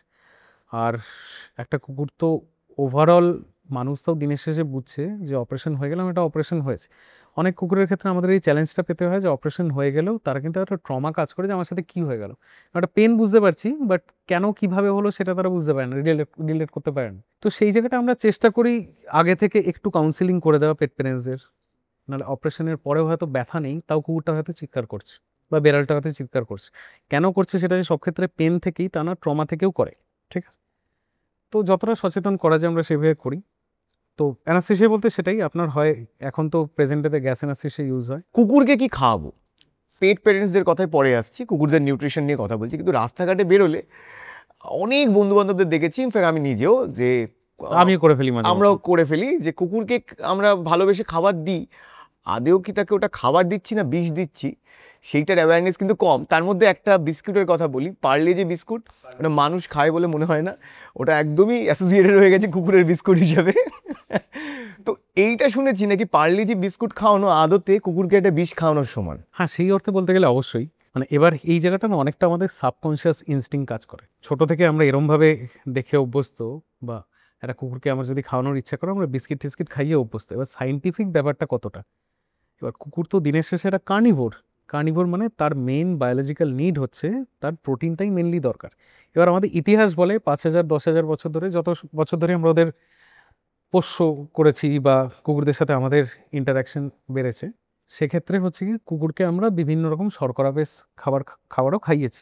বায়োলজিক্যাল নিড না হলেও তারা কিন্তু অ্যাকাস্টমড হয়েছে অনেকটাই, খেতে পারে না যে তা না। এবার রাস্তার কুকুরদের ক্ষেত্রে কি হচ্ছে, আমার মনে হয়, এটা আমার ব্যক্তিগত ওপিনিয়ন, সবার তো আর সেই আর্থিক পরিস্থিতি থাকে না যে আমি একদম সবসময় আশেপাশে মাছ মাংস খাওয়াতে পারলাম, বা আমি কুকুরদের তো আমি মশলাপাতিও খুব বেশি দিতেই পারবো না সেই অর্থে। এবার রাস্তায় আমি বয়েলড চিকেন কোথায় পাবো, বা আমি বাড়ি থেকে বয়েলড চিকেন করে কুকুরকেই খাওয়াবো, এরকম কটা লোক রয়েছে। রাস্তায় ইজি অ্যাক্সেসেবল অপশন বলতে আমাদের কাছে বিস্কিটই থাকে। এবার চায়ের দোকানে গিয়ে তো আমি বলতে পারি না যে দাদা 1 কেজি সেদ্ধ চিকেন দিন কুকুরকে খাওয়াবো, মানে সে হয়তো আমায় মানে গামলা টামলা ছুড়ে মারবে। তো বলুন না, বিস্কুটের বদলে আমরা কি খাওয়াতে পারি যেগুলো মোটামুটি দোকানে অ্যাভেলেবেল? বিস্কিটের জায়গায় দোকানে অ্যাভেলেবেল, সেই অর্থে সবই তো সুগার কন্টেন্ট বেশি, মানে আপনার হচ্ছে কি কেকও যদি খাওয়াই একই, আর বাকি হেলদি অপশন বলতে আর সেরকম নেইও কিছু। এবার যদি আমরা সুগার ফ্রি দিই তাও একটু বেটার। আচ্ছা, দুধ খাওয়ানো যেতে পারে কি? কারণ বেড়ালের ক্ষেত্রে দেখেছি দুধ খায়, মানে দুধের সাথে বেড়াল প্রচন্ড অ্যাসোসিয়েটেড, কুকুর যেরকম হাড়ের সাথে অ্যাসোসিয়েটেড, কুকুর দুধ খায়? দুধ খায়, অবশ্যই খায়। এবার এই জায়গা নিয়ে একটা ডিফারেন্স অফ ওপিনিয়নের জায়গা রয়েছে, যেরকম আমরা ছোট থেকে শুনেই এসছি যে বেড়াল দুধই খায়। ছোট থেকে অনেকে ভাবতাম যে হয়তো বেড়ালের খাদ্যই দুধ, বেড়ালের জন্য আর কোনো খাবার দাবার নেই। এবার সেটা আদৌ না, খেতে পারে অবশ্যই, বাট দুধ থেকে একটা সমস্যা কী হয়, যদি হজম করতে পারে। বললাম না, সময়ের সাথে মানুষের যেরকম হয়েছে, কুকুর বিড়ালেও অনেকটা জেনেটিক্সের মডিফিকেশন হয়ে গেছে। 10 12 15 বছর 20 বছর আগের যে কুকুররা ছিল তাদেরও তো এই জেনজি মিলেনিয়াল এদেরও তো এই ডাইভার্সিফিকেশনগুলো রয়েছে। এখন যে ধরুন জেনজি যে কুকুররা আর কি, মানে ইয়াং ঘুরে ঠুরে বেড়াচ্ছে রাস্তায়, ওদের ইনস্টাগ্রাম প্রোফাইলও আছে। হয় এখন কুকুরদের, সত্যি আছে সত্যি আছে, আছে। বেশ। হ্যাঁ। তো এখনকার কুকুরদের ক্ষেত্রে আমি যদি বলি, তাদের কিন্তু আর আগের 10-15 বছর আগের কুকুররা যত কিছু ভ্যারাইটি খেয়ে অভ্যস্ত ছিল, এখনকার কুকুররা মনের হয় না সেরকম অতটা খেতে পারবে। অনেকটাই কমার্শিয়াল ফুডের ওপর ডিপেন্ডেন্ট হয়ে গেছে। ওই পার্টটায় আমরা আলাদা করে আসি পরে। বাড়ি খাবারের ক্ষেত্রেও আমরা এখন নিউট্রিশন ব্যাপারটা একটু বুঝি। আগে তো আমাদেরই 1 দশক আগে, ধরুন 10-12 বছর আগে আমরা যখন স্কুল কলেজে পড়ি, তখন আমাদের নিউট্রিশন নিয়ে কি চর্চা ছিল অ্যাজ সাচ।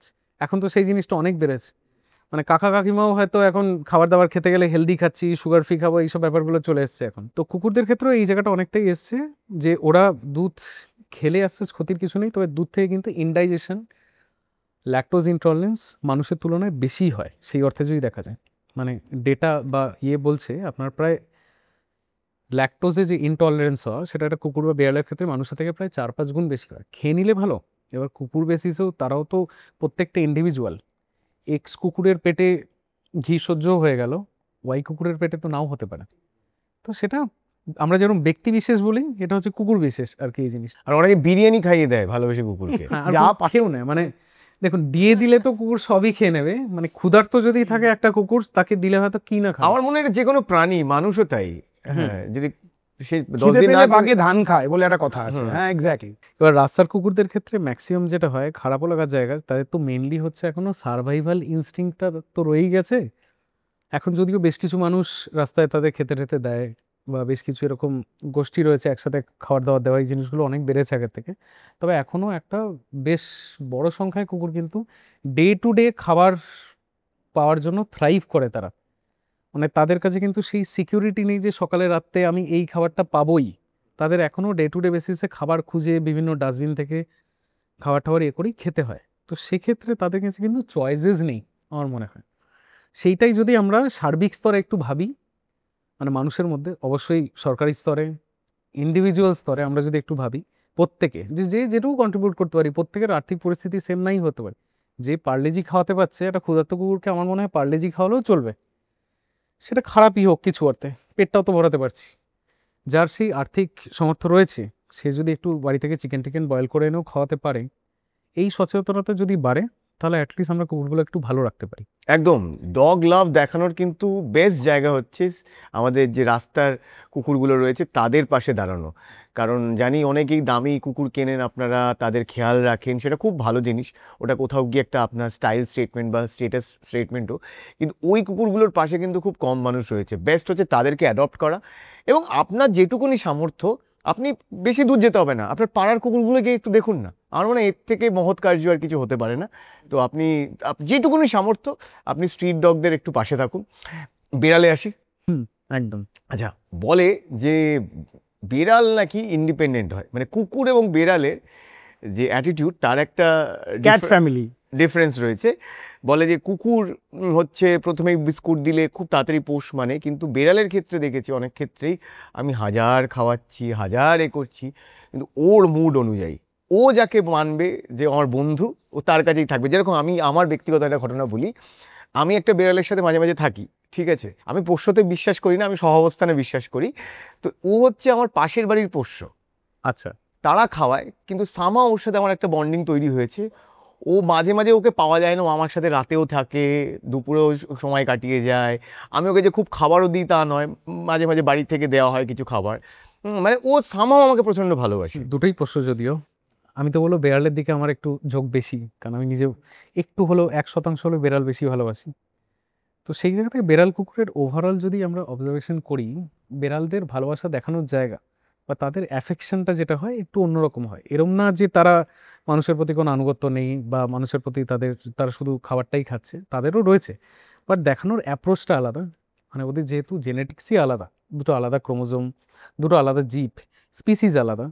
একটু আগে আপনি যে বললেন মানে ক্যাট ফ্যামিলি, মানে তো ওদের এই পুরো অ্যাপ্রোচটাই আলাদা হয়। আমরা ছোটবেলায় বা বিভিন্ন এই ইয়েতে পড়েছিলাম না, মানে তুমি আমায় খাবার দিচ্ছ, কুকুর বলছে মানে ইউ মাস্ট বি গড, মানে তুমি হয়তো ভগবান। মানে বেড়ালের ক্ষেত্রে হচ্ছে তুমি আমায় খাবার দিচ্ছ, আই মাস্ট বি গড, মানে আমি হয়তো ভগবান। তো এরকম একটা কথাবার্তা রয়েছে, এটা বেশ যুক্তি সাপেক্ষ কথাটা যদি বলা যায়। মানে এদের বিহেভিয়ারের রেসপেক্টে আমরা যদি বলি, তো বেড়ালও কিন্তু মানুষের সাথে সময় কাটানো বা তাদের সাথে থাকা, সেই জিনিসটা যথেষ্টই পছন্দ করে। তবে ওদের ইন্ডিপেন্ডেন্সই কিন্তু অনেকটাই বেশি। একটা বেড়ালকে আমি 7 ঘন্টা, 8 ঘন্টা, 10 ঘন্টা বাইরে কোনো কাজে বেরোলাম বা কোথাও গেলাম, সেই জায়গাটা অনেক সহজ সরলভাবে রাখা যায়। কুকুরের ক্ষেত্রে এটাই সত্যি সমস্যাদায়ক হয়। তারা এতটাই ডিপেন্ডেন্ট হয়ে পড়ে মানুষের প্রতি বা পেট প্যারেন্টের প্রতি, যে তাদের ক্ষেত্রে এই জিনিসটা একটু সমস্যাদায়ক হয়। এটা কুকুরকে লং টাইমের জন্য বাড়িতে ছাড়া যায় না। আবার সেই জায়গাটায় না সঙ্গ দোষ যেরম হয়, আবার তার উল্টোকে কি বলে আমি জানি না, মানে সাথে থেকে এরম বেশ কিছু বাড়িতে আছে যেখানে বেড়াল কুকুর সাথে পুষছে, তো বেড়ালটা একটু কুকুর কুকুর হয়ে গেছে আর কুকুরটা একটু বেড়াল বেড়াল হয়ে গেছে। তো এই ব্যাপারগুলো আমরা কম বেশি দেখতে পাই। বেড়াল আর কুকুরের মধ্যে আপনার কাদের মনে হয় কারা একটু বেশি লয়াল? লয়ালিটির রেসপেক্টে যদি বলি, আমার যদিও বললাম আমার বেড়ালের দিকে ঝোঁক একটু বেশি, 1% হলো, বাট স্টিল বলবো লয়ালিটির দিক থেকে কুকুর হয়তো একটু বেশি লয়াল। আমি কোনো সাইন্টিফিক স্টাডি আলাদা করে এই নিয়ে কোনো পড়াশোনা করে এসে বলছি না, আমি পার্সোনাল ওপিনিয়ন থেকে বলছি, যেটা আমরা বরাবর জেনে অভ্যস্ত। তো কুকুর হয়তো একটু বেশি লয়ালিটি শো করে, আর আদতে লয়ালিটি হয়তো সেমই হবে। এবার আসি বেড়ালের ভ্যাকসিন। কুকুরের ভ্যাকসিন তো শুনলাম, বেড়ালের ভ্যাকসিন কিরকম ভাবে দেন? এই আরেকটা জায়গা খুব হাইলাইট হওয়া দরকার আমার মনে হয়, কারণ এই বিগত কয়েক বছরে, স্পেশালি আমি বলবো কত 5-6 বছরও, মানে 1 দশকও না, হাফ দশক যদি আমরা বলি, এই 5-6 বছরে কিন্তু পেট পপুলেশনের টোটাল রেসপেক্টে বেড়ালের সংখ্যা অনেক বেড়েছে। তো এই জায়গাটা আমাদের খুব হাইলাইট করা দরকার। মানে গোটা 5-7 বছর আগেও, আমার প্রায় 12 বছর ধরে আমি পেট প্র্যাকটিস করছি, শুরুর দিকে যদি আমি 10টা কুকুর দেখতাম, ইন এভারেজ বলছি, সেখানে আমি হয়তো একটা বেড়াল দেখতে পেতাম। এখন সেটা প্রায় 7-3 এসে দাঁড়িয়েছে, বা 6-4ও বলা যায়। মানে হয়তো কদিন বাদে সেই সংখ্যাটারও ছাপিয়ে যাবে। তো বেড়ালের ক্ষেত্রেও মানুষের সচেতনতা বা অ্যাওয়ারনেস খুবই দরকার, আর সেটার সব থেকে বেসিক জায়গা হচ্ছে ভ্যাকসিনেশন। ইউজুয়ালি আমরা দুটো ভ্যাকসিন করে থাকি। রেবিস বা বিষের ভ্যাকসিনটা তো কুকুর বেড়াল দুজনের ক্ষেত্রেই কমন। বেড়ালে ডগের ক্ষেত্রে আমরা যেরকম বলেছিলাম, কুকুরের আপনার কম্বাইন্ড ভ্যাকসিনেশন হয়, মানে DHPPIL যে ভ্যাকসিনটা করি। বেড়ালের ক্ষেত্রে আমি যেটা করি সেটাকে CRP বলা হয়, বা ট্রাইক্যাট, যেহেতু 3টে রোগ কভার করছে ওই জন্য ওটাকে ট্রাইক্যাট বলি আমরা। C for calicivirus, R for rhinotracheitis, আর P ফর প্যানলিউকোপেনিয়া। এর মধ্যে সবথেকে মারাত্মক রোগটা হচ্ছে প্যানলিউকোপেনিয়া, যেটাকে আমরা ফেলাইন বা ক্যাট পারভো বলে থাকি। ডগের যেরকম শুরুতেই বললাম, পারভো বলে একটি মারাত্মক রোগ হয়, রক্তবমি, পায়খানা, মানে দেখে চোখে দেখা যায় না, এত খারাপ অবস্থা হয় ওদের। তো ক্যাটের ক্ষেত্রেও তাই, ওদের প্যানলিউকোপেনিয়াটাকে আমরা ডগ পারভো মানে ক্যাট পারভো বলে থাকি। তো এই 3টে মেন রোগকে হচ্ছে কভার করে ওদের ভ্যাকসিনেশন। সেটাও প্রথম বছরে একদম কুকুরের মতোই প্রথম ডোজ, দ্বিতীয় ডোজ, পারলে তৃতীয় ডোজও দিয়ে নেওয়া উচিত। বুস্টার ডোজ যতটা করা যায় তত আমার সেফটি সিকিউরিটি তত বেশি থাকে। তারপর থেকে কুকুরের মতোই অ্যাজ ইট ইজ সারা লাইফ ধরে আমরা বার্ষিক ভ্যাকসিনেশন ওটাকে কন্টিনিউ করে গেলাম। আর সাথে বিষের ভ্যাকসিনেশন, বিষেটার ক্ষেত্রে যেরকম বলেছিলাম সেটা এরিয়া স্পেসিফিক হয়। কিছু দেশে রয়েছে এখানে 3 বছর 5 বছরে করা হয়, কিছু দেশে আমাদের মতো দেশে যেরকম বার্ষিকভাবে করা হয়। ইনফ্যাক্ট কিছু রেবিস প্রবণ এলাকা ধরুন, যেখানে হয়তো খুব বেশি সংখ্যায় রেবিসের রিপোর্টেড কেসেস পাওয়া গেছে, কোনো একটা স্পেসিফিক এরিয়া বললাম, এই মালদাতে কোনো একটা জায়গায় ধরুন পাওয়া গেছে, সেখানে হয়তো যদি এরকম আউটব্রেক বা কোনো কিছুই জানা যায়, কোনো তথ্য পাওয়া যায়, তাহলে রেবিস ভ্যাকসিনের বুস্টার করে নিলেও ভালো। আচ্ছা, বেড়াল কুকুরের লোম থেকে অনেক রকমের ডিজিজ ছড়ায়, হ্যাঁ, এবং বিশেষ করে বেড়ালের লোম নিয়ে প্রচুর মানুষের ভীতি রয়েছে যে বাচ্চাদেরকে দূরে রাখা উচিত, নাহলে ডিপথেরিয়া বা এই ধরনের আরও নানান রকম বেড়ালের লোমজনিত রোগ হতে পারে। রাইট। তো এইটা কতটা সত্যি এটা একটু বলুন। হ্যাঁ, সত্যি, অবশ্যই সত্যি। এবার পুরো জিনিসটাই ডিপেন্ড করে হচ্ছে হাইজিনিক মেজারের ওপর, যে আমি কতটা হাইজিন রাখতে পারছি। এবার আমি নিজে যদি হাইজিনিক থাকি, আমি আমার পোষ্য কেন, মানে যে কুকুর বেড়ালকে আমি ধরুন খেতেও দিই, সে হয়তো পোষ্য না, সেমি ইনডোর আমাদের কথায় যেটা বলি, তাদের ক্ষেত্রে আমরা চেষ্টা করব বেসিক হাইজিনটুকু যাতে মেনটেন করি। এবার যদি আমরা নিজেরা হাইজিনিক না হই, কুকুর বেড়ালকে দোষ দিয়ে তো লাভ নেই, সে তো আর নিজের পরিচর্যা নিজে করতে পারবে না। তবে বেড়ালের একটা ভালো গুণ রয়েছে, বেড়াল কিন্তু সেলফ গ্রুম করতে পারে, নিজেদের চেটে চুটে ওরা অনেকটা পরিষ্কার করে নেয়। এবার তারপরেও বলবো কিছু রোগ ব্যাধি রয়েছে যেগুলো বেড়ালের লোম থেকে আসে, যদিও সেগুলো খুব রেয়ারেস্ট আজকে দিনে দাঁড়িয়ে। ডিপথেরিয়াতেও একটাই আছেই, যেটা আমরা ছোটো থেকে সবাই শুনে এসেছি। টক্সোকেরা ক্যাটি বলে এক ধরনের প্যারাসাইট হয়, যেটা বেড়াল থেকে ইউজুয়ালি আসে, সেটা কিন্তু আমাদের পার্শিয়াল বা কমপ্লিট ব্লাইন্ডনেস করে দিতে পারে, মানে অন্ধ হয়ে যেতে পারি, ঠিক আছে, যদি বেড়ালের মধ্যে সেই প্যারাসাইটটা থাকে। টক্সোকেরা গন্ডাই বলে একটি প্যারাসাইট হয়, যেটা থেকে কোনো যদি বাড়িতে প্রেগনেন্ট মহিলা থাকে, গর্ভাবস্থায় রয়েছে, তারা কিন্তু মানে অ্যাবর্শন হয়ে যেতে পারে। এই দুটো রোগ রয়েছে যেগুলো আপনার বেড়াল, ডিপথেরিয়া তো আছেই, আমি শুরুতে যেরকম বললাম, কিছু এরকম স্পেসিফিক রোগ রয়েছে। বাট এরকম না যে সব ক্ষেত্রে বেড়ালের লোম যদি শরীরে লাগে বা পেটেও চলে যায় বা এতে সব ক্ষেত্রে যে আমাদের কোনো মেজর শরীর খারাপ হয়ে যাবে তাও না। মানে কুকুর বেড়াল যারা কম বেশি বাড়িতে পোষে, আমি মনে হয় অনেকেই রিলেট করতে পারে। মানে আমার জামা কাপড়েও সবসময় কুকুরের লোম বেশি, মানে এয়ারপোর্টে গেছি সেখানে হয়তো জিজ্ঞেস করছে গায়ে লোম লেগে আছে কেন, মানে এরকম। আমি একটা ছোট্ট ইনসিডেন্টস, এই ইয়েতে গেছিলাম, এই বছরই ফেব্রুয়ারি মাসের দিকে আমি অস্ট্রেলিয়াতে যাই। এবার সিডনিতে না, মানে অস্ট্রেলিয়া কন্টিনেন্টটাই পুরোটা হচ্ছে, ওরা যেহেতু খুব বায়োডাইভার্সিটি ওদের সাংঘাতিক, ওদের নিজস্ব কিছু জীবজন্তু রয়েছে, ওরা জিনিসটাকে খুব মেনটেন করে। পায়ে যদি এক কণা ধুলোও লেগে থাকে, ওরা এয়ারপোর্টে একদম ভালো করে চেক করে না কিছু। আমায় জিজ্ঞেস করেছিল যে আপনার শার্টে লোম লেগে রয়েছে কেন। আমি এখান থেকে কলকাতা থেকে দিল্লি হয়ে ওখান থেকে অত ঘুরে গেছি, তাও লোম লেগেছিল। মানে আমাদের কাজে নিত্যনন্দিন জীবনে কুকুর বেড়ালের সাথে এতটাই ওঠা বসা হয়, মানে ডে টু ডে যেখানে কোনো অন্য জায়গাতেও যাচ্ছি কাজের বাইরে, সেখানে হয়তো জামাকাপড়ে আমাদের লোমঠোম পাওয়া যায়। তো আমরা সেই অর্থে হয়তো আমাদের ইমিউন সিস্টেমটাই সেইভাবে তৈরি হয়ে গেছে, আমরা হয়তো খুব একটা অসুস্থ হই না। বা যারা ধরুন জেনারেশন বাই জেনারেশন বাড়ি থেকে কুকুর বেড়াল পুষে আসছে, তাদেরও অতটা সমস্যা হয় না। এবার কেউ ধরুন কুকুর বেড়াল নিয়ে, এই যে বেশ কিছু মানুষের ডাক্তারও বলে আমাদের এই কাউন্টার তারা, সেক্ষেত্রে আমরা অনেক মানুষের ধরুন অ্যালার্জি হয়েছে বা স্কিনের সমস্যা হচ্ছে বা কিছু, তারা প্রথমবার কুকুর পুষছে বা বেড়াল পুষছে, স্পেসিফিক্যালি বেড়ালেই বলি, সেই দিক থেকে কিন্তু অনেকেরই একটা ভয়ভীতি কাজ করে যে বেড়ালের লোম থেকে হয়তো আমার কোনো স্কিনের সমস্যা হলো বা অ্যালার্জি হলো। আমি সব ক্ষেত্রেই সিস্টেমিক ডিজিজ বলছি না, যে বেড়ালের লোম থেকে আমি অন্ধ হয়ে গেলাম বা ডিপথেরিয়া হলো, তার বাইরেও অনেকে কিন্তু এই জায়গাটা থেকে ভয় পায়। কুকুরের থেকেও বেড়ালকে এই জায়গাটা আরও বেশি ভয় পায়। আর কুকুর হলে পুরোপুরি বাইরে, নাহলে কুকুর হলে পুরোপুরি ভিতরে। কুকুরের ওই সেমি ইনডোরের কনসেপ্টটা কমই, মানে বাড়িতেও খাচ্ছে বাইরেও ঘুরছে, এটা কমই হয় তুলনামূলক, বেড়ালে যেটা বেশি হয়। তো এই একটা ভয়ভীতি মানুষের মধ্যে কাজ করে। এই জায়গাটায় না আমি মানুষের ডাক্তারদের ক্ষেত্রেও দেখেছি অনেকের ডিফারেন্স অফ ওপিনিয়ন্স থাকে। একটা ক্যাটাগরির হচ্ছে হিউম্যান ডক্টর, যারা বাড়িতে কুকুর পুষছেন, তারা বেশ আমাদের দিকে কথা বলেন। আর একটা ক্যাটাগরির ডক্টর রয়েছে যারা কুকুর পুষছেন না, সবাই পুষুন অবশ্যই, প্রত্যেকের না পুষলেও অ্যাটলিস্ট অ্যাডপ্ট করুন রাস্তা থেকে কুকুর তুলে, তো এই ডিফারেন্স অফ ওপিনিয়নটা পাই আমাদের স্টাডিজ বা আমরা যতদূর পড়াশোনা করে এসেছি। আমি যদি হাইজিনিক মেজার নিয়ে থাকি সেরকম কোনো সমস্যা হওয়ার কথা না। আমাদের ডে টু ডে লাইফে আমার বহু হয়েছে, আমার হয়তো পেট কালেট লেখা হয়তো 600-800 কুকুর বেড়ালের লোম পাওয়া গেল, বাট সেটা খুব সমস্যাদায়ক জায়গা না, আমি যদি হাইজিনিক মেজারটা মেনটেন করে রাখতে পারি। কুকুর বেড়াল পুষতে সবাই খুব ভালোবাসে, কিন্তু একটা সময় আমরা দেখলাম যে প্রচণ্ডভাবে এই কুকুর পোষা বা বেড়াল পোষাটা প্রচণ্ডভাবে বেড়ে গেল এই কোভিডের সময়টা। আর একটা বলবো স্যার, আমি বলবো যে আর একটা সোশ্যাল মিডিয়া ইনফ্লুয়েন্সও কিন্তু কাজ করছে। কারণ আমরা দেখেছি যে ক্যাট ভিডিও বা ডগ ভিডিওর এইগুলো একটা বেশ views মানে টিউজ হয় প্রচুর আর কি। ভিউজ জেনারেট করে, নাম্বার 1। নাম্বার 2 হচ্ছে যে ওটা একটা স্টাইল স্টেটমেন্টও। অনেকজন আছে যে এই লোনলিনেসটাকে কাটানোর জন্য, এই একাকিত্বটাকে কাটানোর জন্য অনেকে এই কুকুর বেড়াল পুষেছে। তো আপনি সেই সময়টা দেখেছেন কি, যে কোভিডের সময়টা যে এরকম পোষ্য অনেক বেড়ে গেছে? এবার মুশকিল হচ্ছে স্যার, এখানে একটাই পয়েন্ট আমি তুলতে চাই, যে অনেকেই কোনো একটা ইনফ্লুয়েন্সে বা আবেগপ্রবণ হয়ে কুকুরটা নিয়ে ফেলছেন বা বিড়ালটা পুষে ফেলছেন, কিন্তু ওটা যে আদতে একটা সফট টয় নয়, ওটা যে আদতে একটা প্রাণ, ওটা একটা বাচ্চা জন্ম দেওয়ার মতন বা একটা বাচ্চা বড় করার মতনই একটা সিরিয়াস জব, সেইটা অনেক পরে লোকে রিয়েলাইজ করে। তো সেক্ষেত্রে অনেক পেটসের অ্যাবান্ডেন্সও কি বেড়েছে। কোভিডের মাঝামাঝি সময় থেকে মানুষের যখন একটু লোনলিনেস তৈরি হলো, বা ধরুন বাড়ির মধ্যেই রয়েছে, বাইরে বেরোতে পারছে না, আমাদের সোশ্যালাইজেশন বন্ধ হয়ে গেছিলো। ওই সোশ্যাল মিডিয়ার বাইরে আর ডে টু ডে ইন্টারাকশন, এই সোশ্যালাইজেশন বলে কিছু ছিল না। তখন একটা সাংঘাতিক প্রবণতা বাড়লো কোভিডের পর, যখন আমাদের আবার লাইফস্টাইল আস্তে আস্তে নর্মালাইজ হতে শুরু করলো, তখন আমরা দেখলাম তখন ওই টাইমটা আমাদের বলি ভেটেরিনারি ফিল্ডে হচ্ছে সবথেকে গোল্ডেন ফ্রেম বা গোল্ডেন টাইম। সবাই খুব খুশি, চারিদিকে মানে প্রত্যেক 200-300 মিটার অন্তর অন্তর বা 100 মিটার অন্তর অন্তর পেট ক্লিনিক হচ্ছে বা ইয়ে হচ্ছে, সাংঘাতিকভাবে একটা স্পাইক এসেছিল। তো সেই টাইমটার কয়েক মাস বা 1-1.5 বছর পরে তার একটা খারাপ সাইডও আপনি যেটা বললেন আমি খুব ইজিলি রিয়েলাইজ করতে পারলাম বা রিলেট করতে পারলাম জায়গাটা। তখন যে পরিমাণ পোষ্য রাখার প্রবণতা বেড়েছিল মানুষের মধ্যে, ম্যাক্সিমামটাই হচ্ছে লোনলিনেস, বাড়িতে একাকিত্ব বা ওই সোশ্যালাইজেশন হচ্ছে না, এইসব মিলিয়ে মিশিয়ে একটা কুকুর রাখলে কি তার সাথে যে মেন্টাল অ্যাটাচমেন্ট হয়, তো সেই জায়গার দিক থেকে অনেকেই কুকুর রাখতে শুরু করে। বাট সেটার সবথেকে খারাপ দিকটা যেটা আমার মনে হয়েছে, যে কয়েক মাস পরে বা 1-1.5 বছর পর থেকে যখন আস্তে আস্তে সব কিছু নর্মালাইজ হলো, সাংঘাতিক রকম কিন্তু অ্যাবান্ডেন্সও বাড়লো।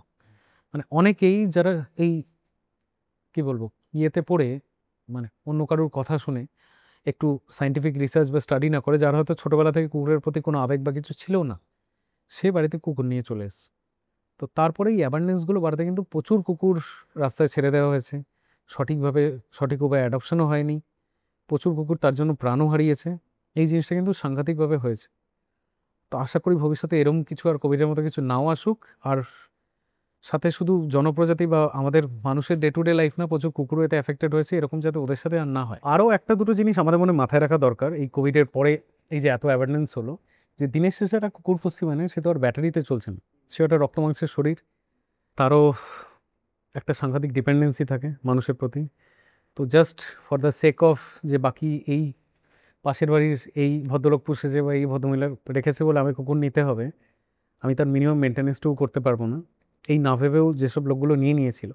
তো এই জিনিসটা যাতে আর ইন ফিউচার না হয়, মানে সেই জায়গাটায় সবারই সচেতন হওয়া উচিত যে ওরা একটা রক্ত মাংসের শরীর, তো তারাও যদি সঠিক পরিচর্যা খাবার দাবার না পায়, তো সেও একটা প্রাণ। তো কি মেন্টাল প্রিপারেশন নেব আমি একটা বাড়িতে কুকুর বা বেড়াল পোষার আগে? এবার বাড়িতে একটা কুকুর বা বেড়াল পোষার ক্ষেত্রে আমাদের সবার আগে ভাবতে হবে ফিনান্সিয়াল জায়গাটা, তো সত্যি সবার আগে ভাবা দরকার। যে আমি যদি ভাবি আমি ডে টু ডে লাইফে আমিও যা খাচ্ছি বা যা বাজার করে আনছি ওদেরও যে সেই সেম জিনিসগুলো দিয়ে হয়ে যাবে তা তো না, ওদের নিউট্রিশনাল নিডটা অনেকটা আলাদা। একটু আগে আমরা নিউট্রিশন নিয়ে কথাও বললাম, সেক্ষেত্রে অ্যাটলিস্ট ফিনান্সিয়াল জায়গাটা দেখতেই হবে, কারণ একটা কুকুরের ওভারঅল খাওয়া দাওয়ার প্রতি যে খরচা বা তার মেনটেনেন্স, সেটা কিন্তু এভারেজ একটা মানুষের থেকে অনেকটাই বেশি হয়। সাথে হচ্ছে গিয়ে ধরুন বাড়িতে একান্নবর্তী ফ্যামিলি, যদি বড় ফ্যামিলি হয়, বয়স্ক লোকজন রয়েছে বা ইয়েতে, তাদের সেই জায়গাটায় অ্যাটাচমেন্ট তৈরি করা কুকুর বিড়ালের প্রতি, এটা সবার ফ্যামিলিতে কম বেশি, এটা হয়তো অনেকে রিলেট করতে পারবেন, যে বাড়িতে বয়স্ক মা বাবা রয়েছে, তারা তো কুকুর রাখার ক্ষেত্রে প্রথমে খুব নাকচ, পরে দেখা গেলো সেই কুকুর প্রতিদিন ওই মায়ের কোলে বসেই খাবার খাচ্ছে। এটা আমার বাড়িতেই হয়েছে, আমি সব থেকে চাক্ষুষ উদাহরণ আমি নিজেই পেয়েছি। প্রথম আমি যখন কুকুর বাড়িতে রাখি, ছোটোবেলায় ছিল আমাদের, তারপরে এই বয়স বাড়ার পর যখন হয়েছে, আমার মা খুব এর এগেনস্টে যে না বাড়িতে কুকুর রাখবো, কে দেখাশোনা করবে, আমি ব্যস্ত। তো তারপরে এখন এমন অ্যাটাচমেন্ট, মানে সে সারাদিন মায়ের সাথেই থাকে আর কি, তো এই জিনিসটা হয়েছে। আর হচ্ছে গিয়ে তাকে কতটা স্পেস দিতে পারছি এটাও দেখার, যে এর বাড়ি ওর বাড়ি তার বাড়ি দেখে আমি একটা কুকুর পুষে নিলেই তো হলো না। আমি পুষলাম একটা সাইবেরিয়ান হাস্কি, বা ফর এক্সাম্পল আমি একটা সেন্ট বার্নার্ড কুকুর পুষলাম যেটা 60-70 কেজি। ওরে বাপ রে, আমার ফ্ল্যাটটা হচ্ছে মেরে কেটে হচ্ছে কার্পেট এরিয়া হচ্ছে 700 স্কোয়ার ফিট। আমি যদি ভাবি আমার 70 কেজির কুকুরটা আমি 700 স্কোয়ার ফিটে আমি তাকে ফিট করে নেবো আর সে তাতে অ্যাকাস্টমড হয়ে থাকবে, সেটা আদৌ হয় না। আমার একটা বাগান বাড়ি রয়েছে, বড়সড় জায়গা রয়েছে, তাকে আমি রোম অ্যারাউন্ড ঘোরাতে পারছি, তো সেদিক থেকে তাও ঠিক আছে। এবার কুকুর বাড়িতে কী নেবো সেটাকে তো অনেকটা ডিপেন্ড করে যে আমার বাড়িতে কতটা টোটাল স্পেস রয়েছে, আমি তাকে কতটা জায়গা দিতে পারছি। একটা কুকুর কিন্তু দিনের শেষে খাওয়া দাওয়া পেয়ে গেল, তাতেই কিন্তু তার যাবতীয় কিছু শেষ হয়ে যাচ্ছে না। তার সোশ্যাল অ্যাক্টিভিটি, সে বাইরে বেরোনো, বা তার মন কীরকম থাকছে, মন ভালো থাকছে কিনা, তার ক্ষেত্রে কিন্তু অনেক বড় বড় ফ্যাক্টর হচ্ছে সে কতটা এক্সপোজার পাচ্ছে, আমি তাকে কতটা সময় দিচ্ছি, তাকে কতটা জায়গা জুড়ে থাকতে দিচ্ছি, তাকে কতটা অ্যাক্সেস দিচ্ছি। এক জেনারেশন আগেও ছিল কি একটা কুকুর বাড়িতে পোষা মানে এক জায়গায় বাঁধা থাকতো, খুব বেশি অ্যাক্টিভিটিস ছিল না। আজকের দিনে বাড়িতে একটা কুকুর থাকা মানে সে একই বিছানায় থাকছে, শুচ্ছে, আমরা সেইভাবেই জিনিসটাকে অ্যাকাস্টম করে নিয়েছি। দিনে ওয়াকার ঠোয়াকার রাখছি, বা নিজেরা সময় পেলে নিজেরা বার করছি, 1-2 বার বাইরে বের করা। তো আমার অ্যাটলিস্ট এই এতগুলো প্যারামিটার আমি যদি একটু মেন্টাল প্রিপারেশন রেখে কুকুর নিই, তাহলে মনে হয় আমরাও সমস্যায় পড়ি না, ওরাও সমস্যায় পড়েন। যে আমি তাকে সঠিক স্পেস দিতে পারছি কিনা, আমি তাকে সঠিক সময় দিতে পারছি শুধু না, পারবো কিনা, মানে ভবিষ্যতের কথা ভেবেও। মানে দিনের শেষে একটা কুকুরের আমরা মোটিভ কী রাখি, তাকে যতটা হেলদি আর লেন্দি লাইফ দিতে পারি, তার 12, 14, 15 বছরটা কিন্তু বেশ প্রেশাস। মানে তাকে যদি এই টাইমটা আমি দিতে চাই, আমার মাথায় রাখতে হবে যে কামিং 15 বছর আমি তার প্রতি যাতে আমার সেই সময়টুকু আমি দিতে পারি, আমি যতই ব্যস্ত হই।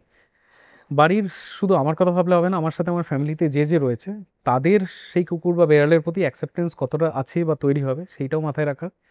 ফিনান্সের জায়গাটা তো অবশ্যই আছে, খরচাপাতির দিকে আমরা হয়তো এটার সাথে একটু পরে ওদের মেডিকেল ইন্স্যুরেন্স বা এই জায়গাগুলোকেও রিলেট করে নিতে পারি, তাহলে খরচাপাতির জায়গাটা অনেকটা মানুষের কাছে আরও ক্ল্যারিটি আসে। মানে আমি দেখেছি পোষে বাড়িতে, খাওয়ায় বাড়িতে, পটি করতে নিয়ে যায় বাইরে।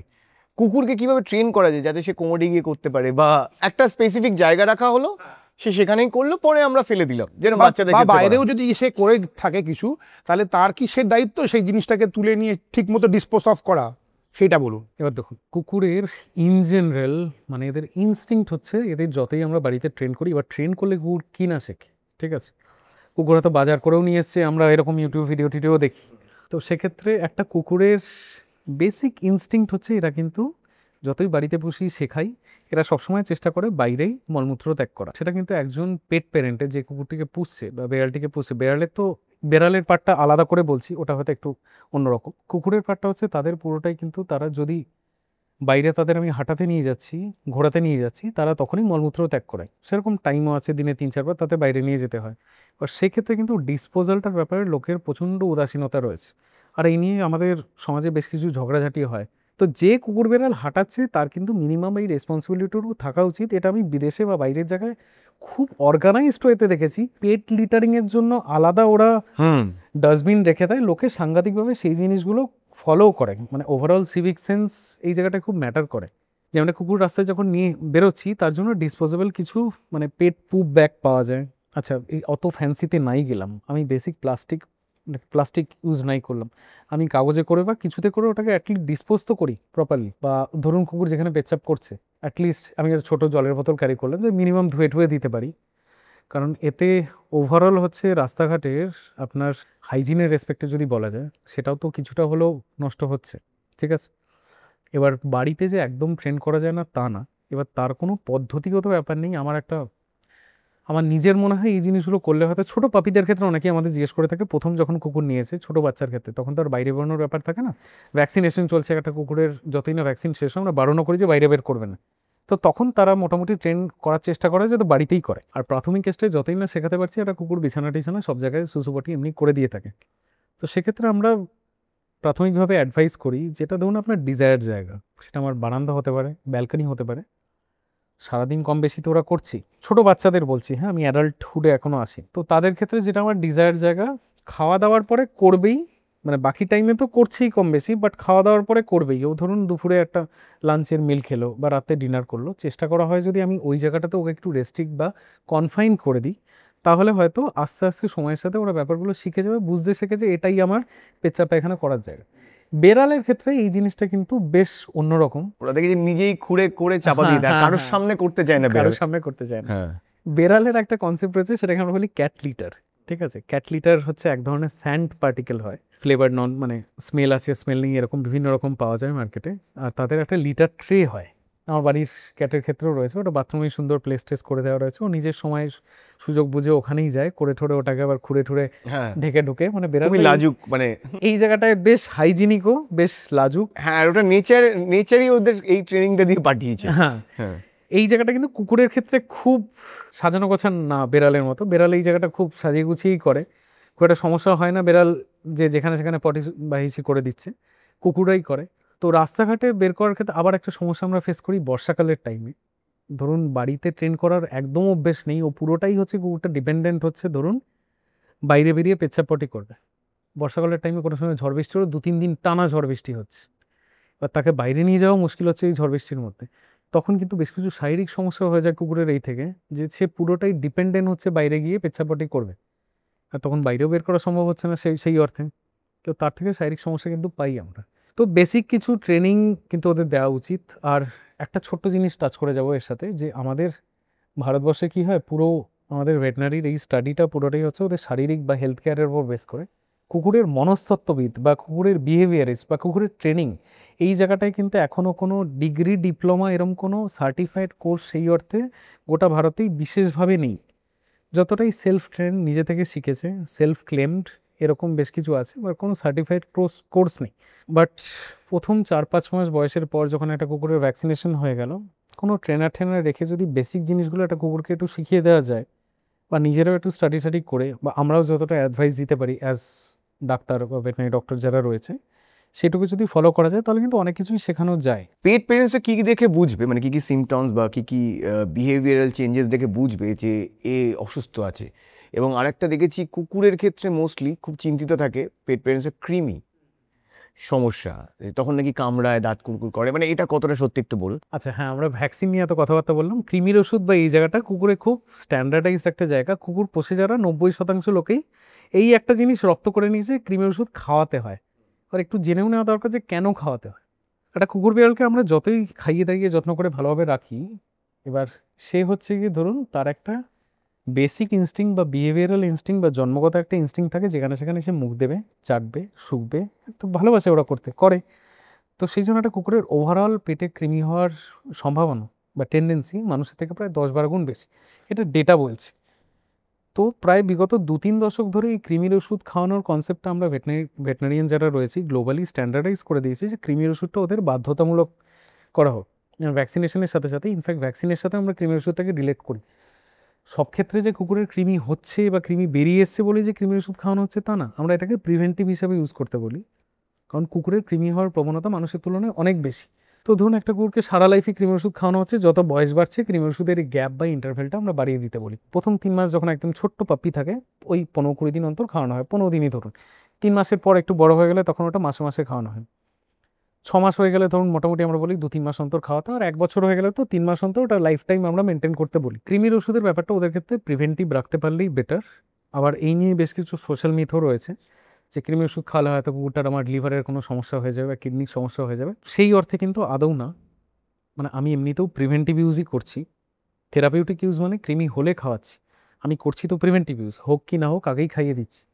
তো 3 মাস 4 মাস অন্তর যদি খাওয়াই হয়, সেটা লিভার কিডনির জন্য এত ক্ষতিকারক না। আমি কোনো লিভার সাপ্লিমেন্ট সাথে দিতে পারি, না দিলেও যে আমি কিছু বড় সড়ো ভুল করে ফেলছি এরকম কিছু ব্যাপারও নেই। এবার হচ্ছে কি দেখে বুঝবো যে আমার পোষ্যটা ঠিক নেই, আমার এখন ডাক্তারবাবুর কাছে নিয়ে যেতে হবে? একটা খুব বড় ডিফারেন্সের জায়গা হচ্ছে, আমরা যখন প্রথম কুকুর বা বিড়াল পোষ্য নিয়ে আসছি, প্রাথমিক সময়টা মানে প্রথম কয়েকটা মাস, পাপি অ্যাডলেসেন্স যে ফেজটা থাকে আমরা যেটা বলি, ওই টাইমটা একটা কুকুরের ওভারঅল যে পরিচর্যা বা তার প্রতি যে যত্ন বা তার প্রতি যে সময় দেওয়াটা থাকে, সেটা কিন্তু পরে গিয়ে আর অতটাও থাকে না ইন জেনারেল, দরকারও কমে যায় সময়ের সাথে। আর এখনকার আমাদের এই জেনারেশনের সাথে যদি আমরা রিলেট করে বলি, এখনকার ম্যাক্সিমাম এই জেনারেশনের মানুষজন, আমরা প্রথম যখন কুকুর নিয়ে আসছি প্রথম কয়েকটা মাস তো খুব সময় দিলাম, তারপর কিন্তু কিছু ক্ষেত্রে আমাদের মা বাবা বা যারা বয়োজ্যেষ্ঠ জেনারেশন রয়েছে তাদের হাতে অনেকটা এসে পড়ে, তাদেরই ডে টু ডে লাইফে দেখতে হয়। আমার নিজের ফ্যামিলির ক্ষেত্রেও সেমই হয়েছে, আমি নিয়ে এসেছি, মা বাবাই এখন পুরো ওর যাবতীয় কিছু দেখে।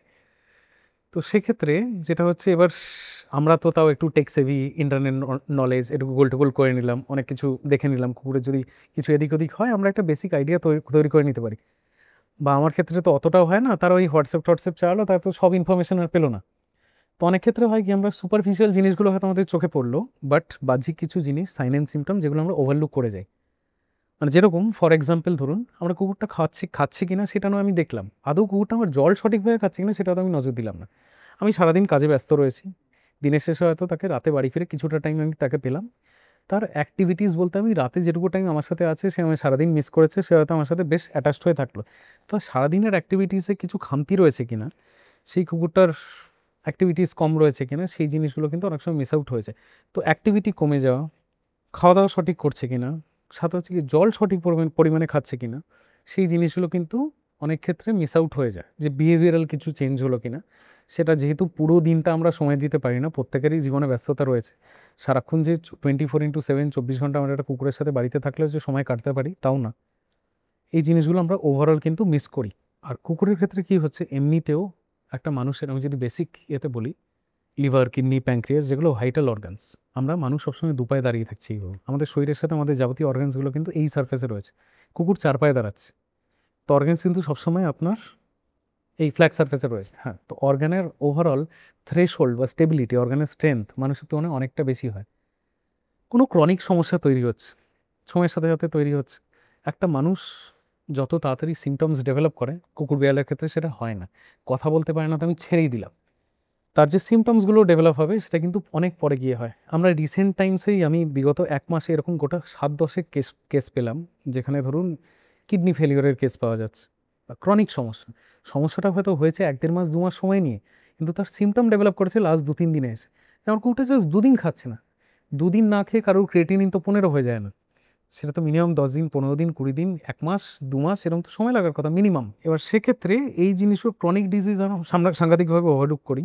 এই ক্ষেত্রে আরেকটু কোরিলেশন টানবো, আমরা একটু আগে যে মিটিং নিয়ে কথা বলছিলাম, এদের সঠিক সময়ে ধরুন মিটিং যেহেতু একটা কুকুরের মানুষের মতো সেই অর্থে হয় না, বা একটা কুকুর তো ব্যাটারিতে চলছে না, ওদের সেক্সুয়াল নিড রয়েছে, সেটা সবসময় সেইভাবে ফুলফিল হয় না। সিউডো প্রেগনেন্সি বা ফলস প্রেগনেন্সি বলে একটা জিনিস হয়, সেক্ষেত্রে ওদের ম্যামারি গ্ল্যান্ড থেকে মিল্ক সিক্রেশন হয়, সেটা অনেক সময় ওভারলুক হয়ে যায়। যে কুকুর খাওয়া দাওয়া করছে না, আমরা কিছুতেই কিছু বুঝতে পারছি না, তার সিউডো প্রেগনেন্সি হয়েছে, মানে সে শারীরিকভাবে প্রেগনেন্ট নয়, বাট মানসিকভাবে সে প্রেগনেন্ট। তার শরীরে প্রোল্যাক্টিন হরমোনের সিক্রেশন বেড়ে গেছে, হরমোন ইমব্যালেন্স হওয়ার জন্য ওভারি হাইপার অ্যাক্টিভ হয়ে গেছে, সেখান থেকে তার কিন্তু ম্যামারি সিক্রেশনস হচ্ছে। সিউডো প্রেগনেন্সি যদি টাইমলি আমরা অ্যাড্রেস না করি, পরে গিয়ে সেটাই জরায়ুতে ইনফেকশনের দিকে আরও বেশি লিড করে। আরেকটি রোগ এখন আমাদের খুব কমন রোগ হয়ে দাঁড়িয়েছে, যেটা আমরা অনেক ক্ষেত্রেই মিস করে যাই, আমার মনে হয় একটু হাইলাইট করে দেওয়া দরকার। সেটা হচ্ছে প্যারাসাইটিক ইনফেকশন। বিগত কয়েক বছরে সাংঘাতিক বেড়েছে, মানে শুধু কৃমি না, প্যারাসাইট বলতে আমরা শুধু ইন্টারনাল প্যারাসাইটই না, যেটা অভ্যন্তরীণ, সেরকম বাহ্যিক প্যারাসাইটের পার্টটাও এখন সাংঘাতিকভাবে বেড়েছে। আর লোকের মধ্যে সেই সচেতনতা আসা কিন্তু ভীষণভাবে দরকার। কয়েক বছর আগে অবধি আমরা কুকুরের ক্ষেত্রে প্যারাসাইট বলতে বুঝতাম যে সঠিক সময়ে কৃমির ওষুধ খাওয়াতে হবে, তাহলে আমি জিআই প্যারাসাইট বা গ্যাস্ট্রোইন্টেস্টিনাল প্যারাসাইটকে আমি তাহলে প্রিভেন্ট করে নিতে পারছি। বাহ্যিক প্যারাসাইট বলতে আমরা যেগুলো বুঝি, টিক্স, ফ্লিজ, লাইস, গায়ের পোকা, ঠিক আছে, এই সমস্যাটা বিগত কয়েক বছরে সাংঘাতিক বেড়েছে। আর এই গায়ে পোকার সাথে যে রিলেটিভ ডিজিজগুলো, সেগুলো সাংঘাতিকভাবে বেড়ে গেছে। হিমোপ্যারাসাইট বলে এখন একটি রোগ হয়, সেটা প্রায় আজকের দিনে বলতে গেলে ডগ প্যান্ডেমিক বলা যায়। আমার যত কলিগ রয়েছে, যত ভেটেরিনারি ডক্টর রয়েছে, তারাও কম বেশি ডে টু ডে লাইফে আমরা এগুলো পাই। আর সঠিক সময়ে যদি ডায়াগনোস না হয়, এই রোগগুলো থেকে প্রচুর ডগ কিন্তু তাদের প্রাণও হারায়।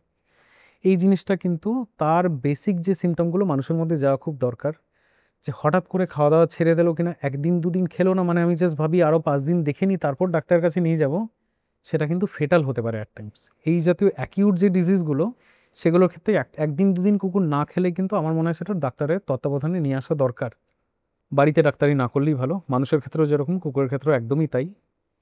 তো প্যারাসাইটিক ডিজিজের ক্ষেত্রে হচ্ছে আমরা যদি যেরকম ভ্যাকসিনেশন কেন করছি, আমরা প্রিভেনশন হিসেবে, যাতে এই রোগগুলো না হয়। এই রোগগুলো হওয়ার জন্য কি আমরা ওয়েট করে থাকছি যে হবে তারপর করবো? তা তো না।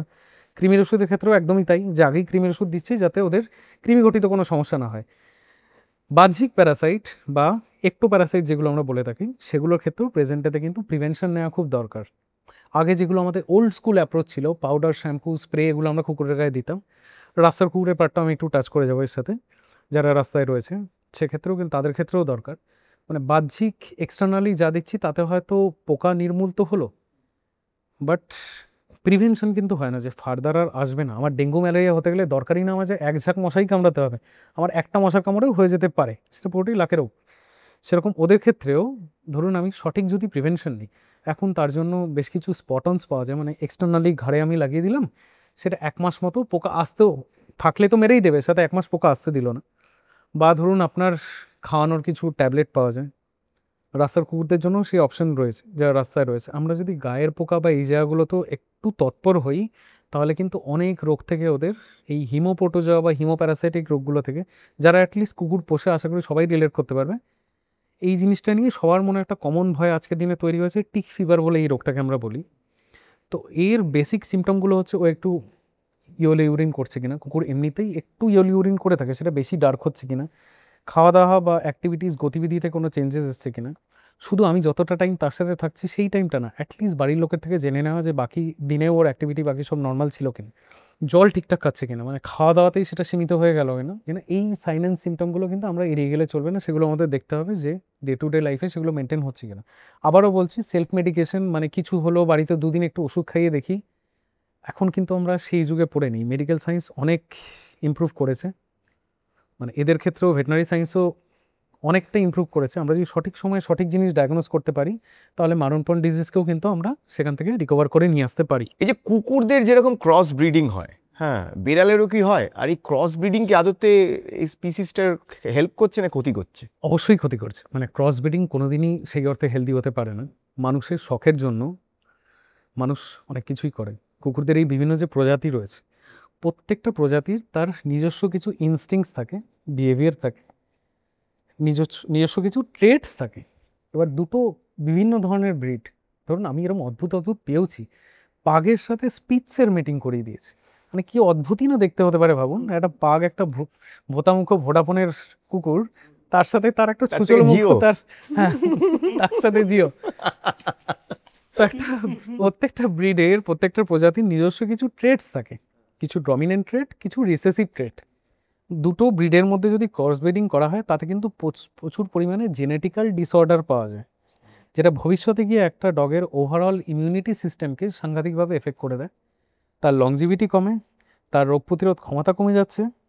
ক্রস ব্রিডিং আদতে বাইরে থেকে বাহ্যিকভাবে দেখতে ভালো লাগলে, আমি যে এটা নতুন কিছু তৈরি করে ফেলে একটা আবিষ্কার জাতীয় ফিলিং হয়, সেটা আদৌ করা উচিত না।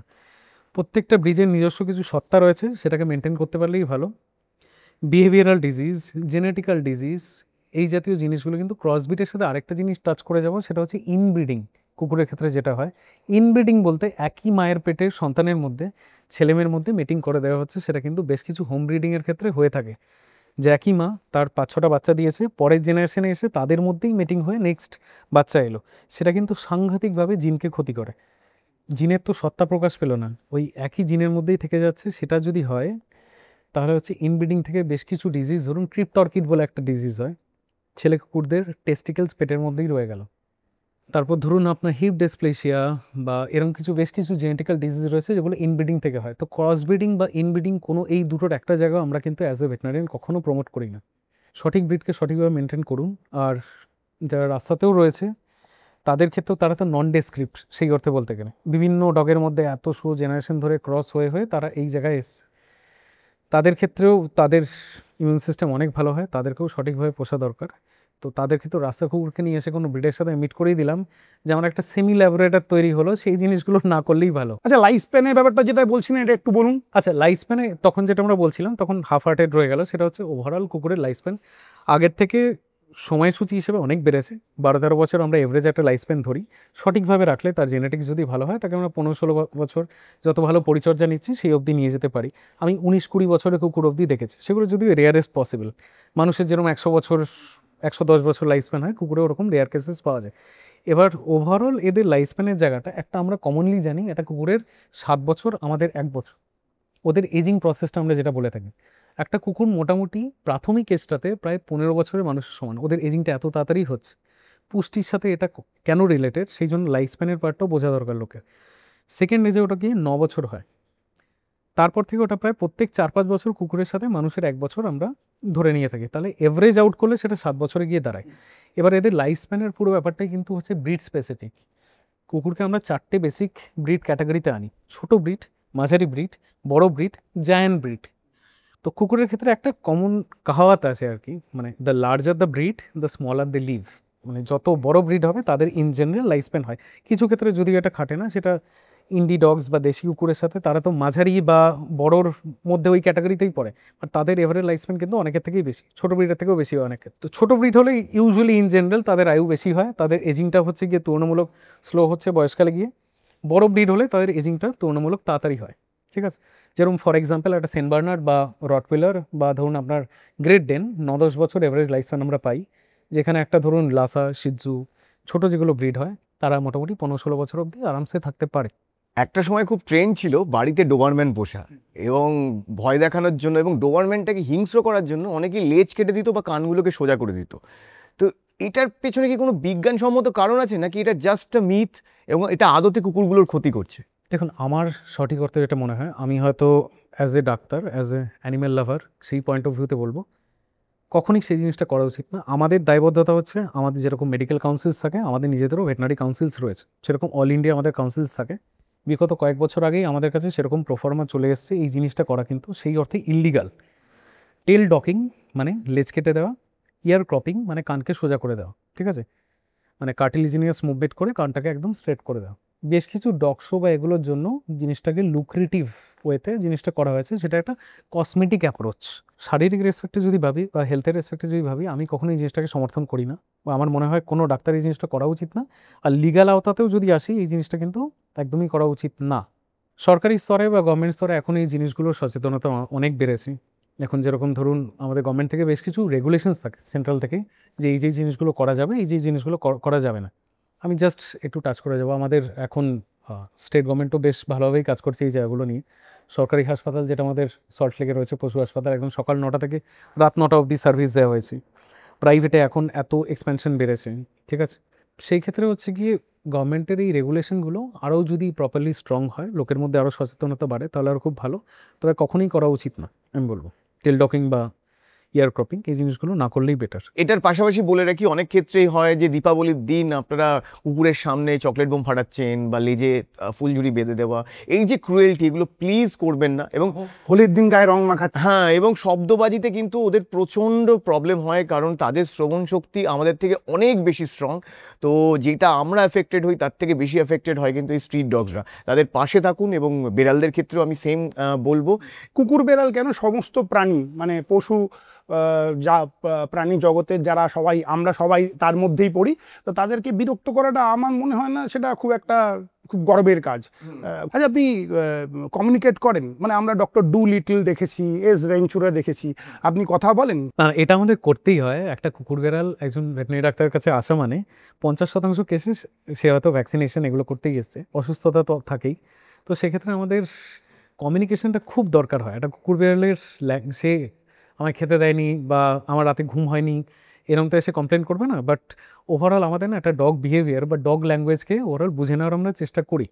মানে সেটা আমাদের কাজেরই পার্ট। মানে নিজেদের কিছু ক্ষেত্রে সেফটির জন্য একটা রটওয়েলার এসছে ধরুন বা ডোবারম্যান এসছে, তার বিহেভিয়ারাল ইনস্টিংক্ট কীরকম রয়েছে, সে কামড়াতে পারে কিনা, বা কোন কুকুরটা আমাদের কাছে ভালোবাসা চাইছে, বা কুকুরকে যখন আমরা ইনজেকশন, ভ্যাকসিনেশন এই জাতীয় জিনিসগুলো করছি, এই জিনিসগুলো তো খুব ফরেন ওদের কাছে। মানে আমায় হঠাৎ ইনজেকশন কেন করা হচ্ছে, আমার কী হয়েছে। তো সেখানে আমরা সবসময় চেষ্টা করি একটা কুকুরের সাথে যতটা বন্ডিং তৈরি করা যায়, ওই 5 মিনিট, 10 মিনিট, 15 মিনিটের কনসালটেশনে, মানে মানুষের থেকে এই জিনিসটা খুব ডিফারেন্ট। মানে সেই বন্ডিংটা তৈরি না হলে না, একটা কুকুরকে আমি লং টাইম, তার লাইফ স্প্যান যখন 12 বছর, 15 বছর, 17 বছর দেখছি, সেই জায়গাটা তৈরি না হলে তারও সেই কমফোর্টেবিলিটি সেই কুকুরের তৈরি হয় না। একটা কুকুরের এই ক্লিনিক ফোবিয়া, এই জিনিসটা নিয়ে আমি জানি না কে কতটা স্টাডি করে, বাট আমি এই জিনিসটা খুব স্টাডি করে দেখেছি। যেটা ক্লিনিক ফোবিয়া কিন্তু বেশ কিছু কুকুরের এমনি তৈরি হয়। ওদের একটা জিনিস রয়েছে, স্নান করাতে গিয়ে হোক, ডাক্তার দেখাতে গিয়ে হোক, যে কোনো জিনিসের প্রতি যদি একটা প্রাথমিক ফোবিয়া বা ভয় তৈরি হয়, ধরুন প্রথম স্নান, প্রথম ডাক্তার দেখানো, সেই ভয়টা কিন্তু ওরা বহুদিন ক্যারি ফরওয়ার্ড করে, প্রথম গাড়িতে ওঠা, ঠিক আছে। তো সেক্ষেত্রে আমরা যতটাকে কমফর্ট জোন দিতে পারবো, যতটা কমফর্টেবিলিটি দিতে পারবো একটা কুকুরকে বা বেড়ালকে, সেটা কিন্তু ভবিষ্যতে আমাদের জন্য ভালো, কুকুর পুষছে যারা তাদের ক্ষেত্রেও ভালো। এই গাড়ির চাকায় এমন কি থাকে, মানে সব কিছু ছেড়ে কুকুর ওখানে এসেই টয়লেট করে? না, এটা আমার খুব বড় প্রশ্ন, আমার নিজেরও খুব বড় প্রশ্ন। সবসময় দেখেছি গাড়ির চাকা। আর গাড়ির চাকায় শুধু না, মানে গাড়ি চালিয়ে ওদের পাশ থেকে চলে গেলে পিছনে ছোটাছুটি করে। আমার কালকে রাত্রে ইনসিডেন্স, আমি গাড়ির পিছনে ছোটাছুটি করেছে গলির মধ্যে, আমি দাঁড় করালাম, আমি জিজ্ঞেস করলাম কী হয়েছে, কেন দাঁড়িয়েছিস, কেন চিৎকার করছিস, শুনলো টুনলো, হাত ছুকলো, চলে গেল। একটা ইনকুইজিটিভ ব্যাপার থাকে ওদের, যে কি হচ্ছে, কেন গাড়ি যাচ্ছে। ওদের একটু প্রোটেক্টিভ নেচার তো ইন জেনারেল, যে রাস্তাটায় বা যে মহল্লায় থাকছে ওটাকে একটু প্রোটেক্ট করে রাখবো, কোনো শান্ত পরিবেশ রাখবো, ওখানে কিছু খারাপ হতে দেবো না। তো সেই থেকে আউট অফ প্রোটেক্টিভনেস আই থিঙ্ক, আমি মনে করি যে সেটা করে ওরা। গাড়ির চাকার প্রতি আলাদা করে কি অ্যাফেকশন বা জিজ্ঞেস করবেন নেক্সট টাইম আপনার আমি নেক্সট টাইম অবশ্যই পেশেন্টদেরকে জিজ্ঞেস করবেন যে এত জায়গা থেকে গাড়ির চাকাটা কেন এরকম। ঠিক আছে, আমি নেক্সট টাইম আর প্রশ্নটা কুকুরের বিয়ে টিয়ে দেন আপনারা কোনো মানে? আমরা তো বিয়ে দিই না, বাট বিয়ে রিলেটেড কোয়ারিজ হয়। লোকজন আমাদের চেষ্টা করে মাঝে মধ্যে ডাক্তারের বাইরে একটু ওই ধরো ঘটকের কাজটা কুকুরদের করাতে। ম্যাট্রিমনি অ্যাপ এবং ডেটিং অ্যাপ নিয়ে কাজ করা উচিত যারা অ্যাপ বানাচ্ছে। হ্যাঁ, ডাক্তারবাবু কানে কানে বললো, ডাক্তারবাবু এটা খুব ইন্টারেস্টিং একটা ভালো স্টার্টআপ লাগলো হতে কিন্তু, পারে। একটু কথা বলুন না মা বাবার সাথে। না এই জিনিসটা আমরা কম বেশি ফেস করি। মানে কুকুরদের ক্ষেত্রে ধরুন এরকম বেশ কিছু রয়েছে। আমি একটা ফর এক্সাম্পল বলি। ধরুন আমি আমার একজন কলিগের থেকে শোনা, সাউথ কলকাতার দিকে একটা কুকুর রয়েছে, মানে সে ধরুন বাড়িতে বসে একটা জিএসডি, সে থেকে এবার সে একটু বিড়াল টাইপের নেচার থেকে, সেমি ইনডোর, মানে তার যখন ইচ্ছা টিচ্ছা করে সে একটু বাইরে চলে যায়। আর ইউজুয়ালি আমরা কেরম দেখে থাকি, বাড়ির কুকুর যদি বাইরে বেরোয়, মানে পোষা কুকুর, রাস্তার কুকুরদের, রাস্তায় যারা রয়েছে খুব একটা অ্যাকসেপ্টেন্স হয় না। একটা টেরিটোরিয়াল ইনস্টিং তো থাকে এদের, যে অ্যাকসেপ্ট করতে চায় না, ঘেউ করে কামড়াকামড়ি হয়ে যায়, এরকম অনেক সময় হয়। আমি জিএসডিটার ব্যাপারে শুনেছিলাম, জার্মান শেফার্ড, সে আরামসে রাস্তায় বেরিয়ে ঠেরিয়ে যেত, রাস্তার কুকুরদের সাথে সে মিটিং টেটিং করে আবার বাড়ি ফিরে যেত তার যখন ইচ্ছা হতো। তো একটা টাইমের পর দেখা গেছে যে কয়েক বছর পরে ওই জায়গায় যত দেশি কুকুরগুলো হয়েছে সবগুলোই হচ্ছে জিএসটির ক্রসবিট বেরিয়েছে। একটু ওই প্লে বয় নেচার টেচার ছিল তার। ওকে, দারুণ দারুণ। অনেক ধন্যবাদ আপনাকে ডাক্তারবাবু। আমি জানি আপনাদের মনে এখনো অনেক প্রশ্ন রয়েছে, সেগুলো আপনারা কমেন্টসে জানাতে পারেন। আমরা এই নিয়ে আরও বিস্তারিত পর্ব করব। আমরা তো অ্যানিম্যাল কিংডম অনেক বড়, আমরা গবাদি পশু নিয়ে কথা বললাম না, পাখিদের নিয়ে কথা বললাম না, ডাক্তারবাবুর এক্সপার্টিস যেটা সেটা নিয়ে কথা বললাম।